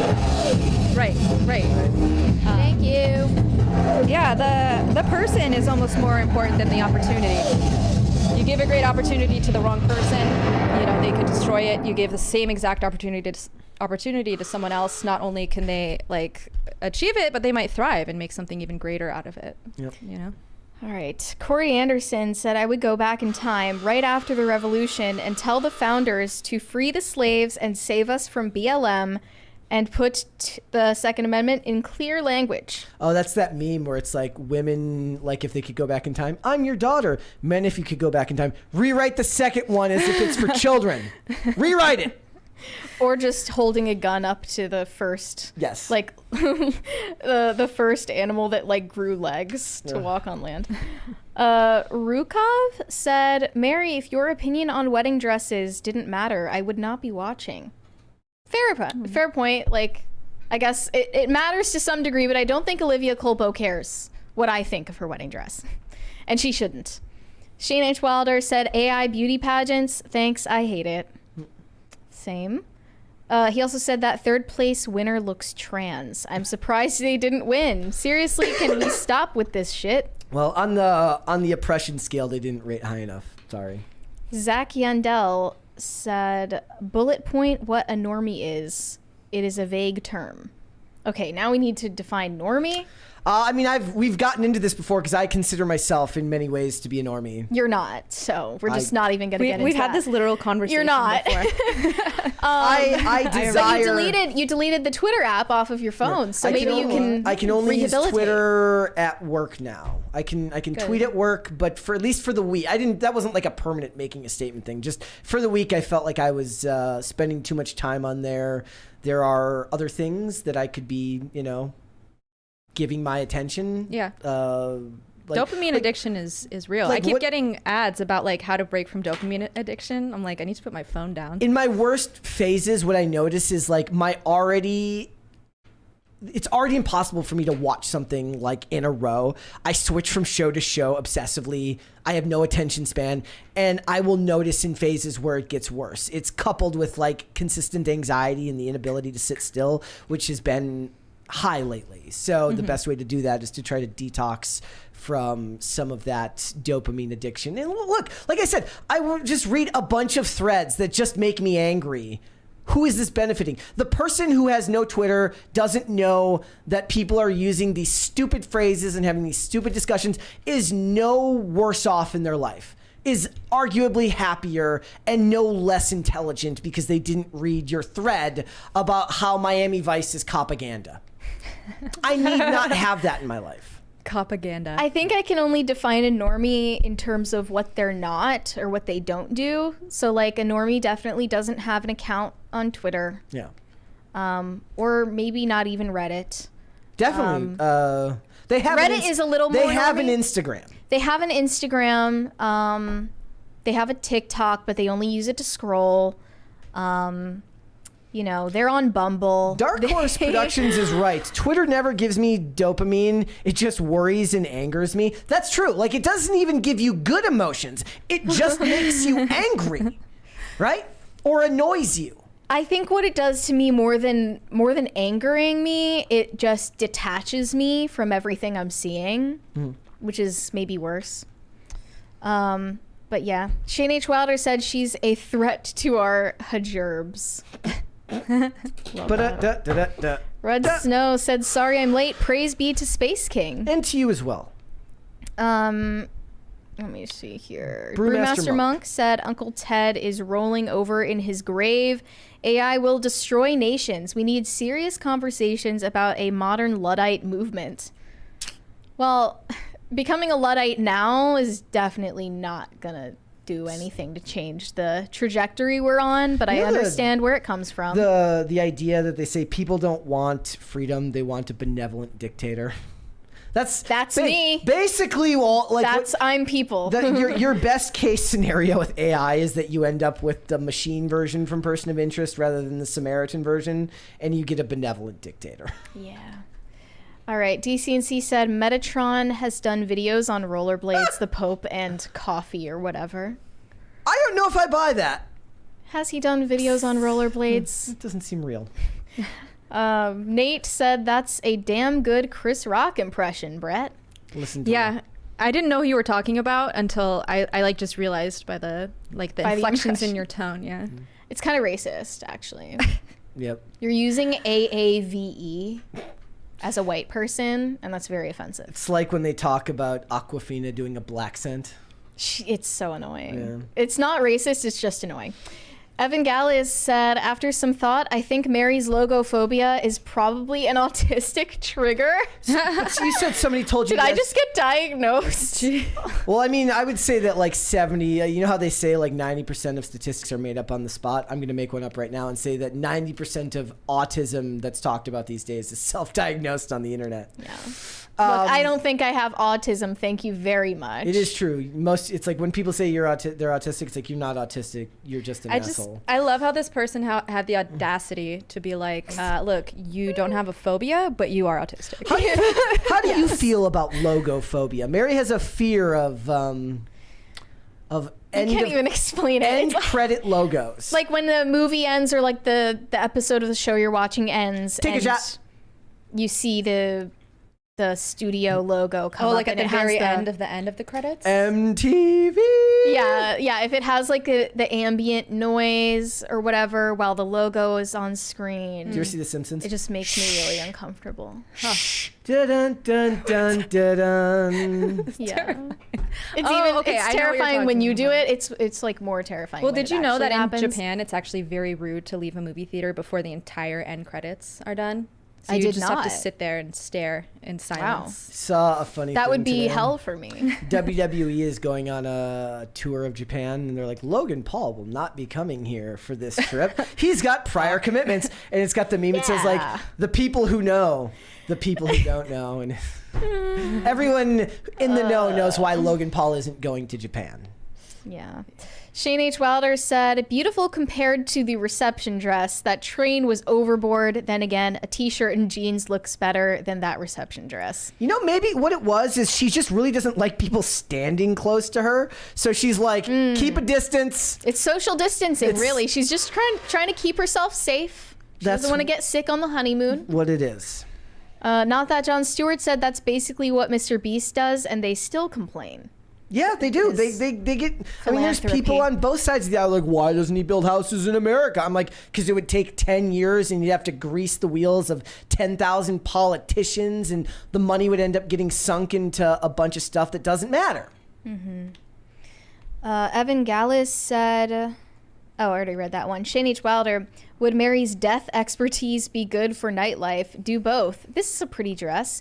Now about the last 4 things. Yeah, that could be fun. It wouldn't drag down the mood at all. Nope. Forgiveness and reconciliation are not mutually inclusive. You can have one without the other. Well, I would love to hear your elaboration on that. He also said Brett is abnormy. That's true. Me. Greg Duvier said, when scolding on X or Twitter and people ask what I'm doing, I tell them I am doom scrolling. Yeah. I think he meant scrolling, sorry. I'm a doom scroller. Not that Jon Stewart said Polish people are POC. Brett can make that joke. That is true. Okay. I'm Croatian and Polish, so I'm yeah. So you're you're just expressing black excellence. Exactly. DCNC said Metatron has 17 billion subscribers. That many? Amazing. Wow. It's a lot. That's crazy. Do we have any more, or are we all caught up? Nate says, if you know why Logan Paul isn't going to Japan, are you a normie? I mean, I think it's pretty normie to know about Logan Paul. No, yeah. Yeah. Like, it's definitely, I knew who Logan Paul was like 10 years ago. Shane H. Wilder says, end credits. I can't... I'm glad PCC doesn't have an end title screen. Yes. Well, technically we do. We have an outro. Well, that's not the same. It's Is just the logo in it? The socials are in it. For me, it's just like the ambient noise. It's like dun dun, like whatever it is. It's very threatening. I actually had a preschool teacher who thought I was autistic. She gave my parents a pamphlet on. That's so But that's insulting. also Selective That's so preschool teachers- insulting. She She's gave like, them a "Here's some pamphlet on paperwork." selective mutism. She's like, this Yeah. might help. Because I just didn't talk. You didn't talk all the time? No, I just didn't talk, period. I never said anything. Oh, there's she so just many was like- kids in my class like that. Well, when you're I was a when you're kid. like 4 years old. Like, can you really blame me? I don't know. You should have said, I only speak when I have something important to say. As a If you heard a 4-year-old say Yeah. that, it would change your life. Yes. High Voltage 75 says, Brett, did you eat all those cookies? No. Look, if I was a pettier person, I would have said that it was Mary was trying to sabotage me by making me fatter than I already am. I've had quite a few, and I actually did the right thing. I returned one of the pieces of Tupperware that she gave me, because she gave them to me in like heavy duty Rubbermaid Tupperware that looked expensive. So I've gotten one back to her. I still got the other one over here. I don't know if it was like that nice, but Nice Tupperware. okay. You have your work cookies. Yes, work cookies. They're over there. Just as a treat. I've earned this, and I go, Don't mind if I don't mind do. if I do. And then Shane H. Wilder says, you can forgive someone, but you don't have to reconcile, especially if it would be detrimental to you. Well, I mean, not in modern day. The modern day liberal white woman will forgive just about anything these days in the name of, toxic. Like I say, toxic forgiveness. That's toxic forgiveness is forgiving yourself. I mean, that too, but also like forgiving someone who does wrong by you for the sake of proving that you're more empathetic than other people. I mean, I just don't understand why forgiving someone means that you have to be BFFs. That woman who watched her boyfriend get killed in front of her, then went and visited the guy who killed him in jail. Well, I mean, that I can understand because now you're in a safe situation. Like, John Paul II visited the man who attempted to kill him in prison. And actually, that man, if I recall correctly, he became Catholic. Well, I don't know if that's the same situation that happened here. No, it's not. Not at all. I think that lady was toxic, anti-policing, anti-prison system liberal. So, not the same situation. No, not at all. But she was like, she posted a picture of herself, actually. She posted a mirror selfie, and she captioned it, "I can be grieving and hot at the same time," or something. Yeah. Just another level Women of will psychotic. say things like this and then wonder why limitations have been put on their sovereignty for all of human history. I'm just kidding. Well, her boyfriend was killed, right? She had to go out and find a new one. Yes. And on that note, with that being said, guys, it's time to call it a day here at Pop Culture Crisis. So would you please go hit the like button on this video and subscribe to this channel if you have not done so already. And Sarah, thank you so much. Thank you, guys. Be sure to follow us on X at CastBrewCoffee and on Instagram at CastBrew_coffee. Thanks. Perfect. Mary. You guys can send me validation on Instagram at Mary Archived, or you can send me hate on X. That is also Mary Archived. Perfect. Guys, if you'd like to follow me, Instagram and Twix at Brett Dasovic. I can only respond for the week while at work. The rest of the time, I'm leaving my X account off my phone. It's the right thing to do for my brain. This show is here 5 days a week, Monday through Friday, 3 p.m. Eastern Standard Time. That is noon Pacific. We are on Amazon Music, Apple Podcasts, Pandora, and Spotify if you would prefer to listen rather than watch this show. And if you'd like to follow us on social media, we are on Twix at PopCulture_show, Facebook, and not TikTok because we were banned, at Pop Culture Crisis, and on Instagram at Pop Culture Crisis Pod. Guys, we will be back with another episode tomorrow. We'll see you then. Bye, everyone. Bye.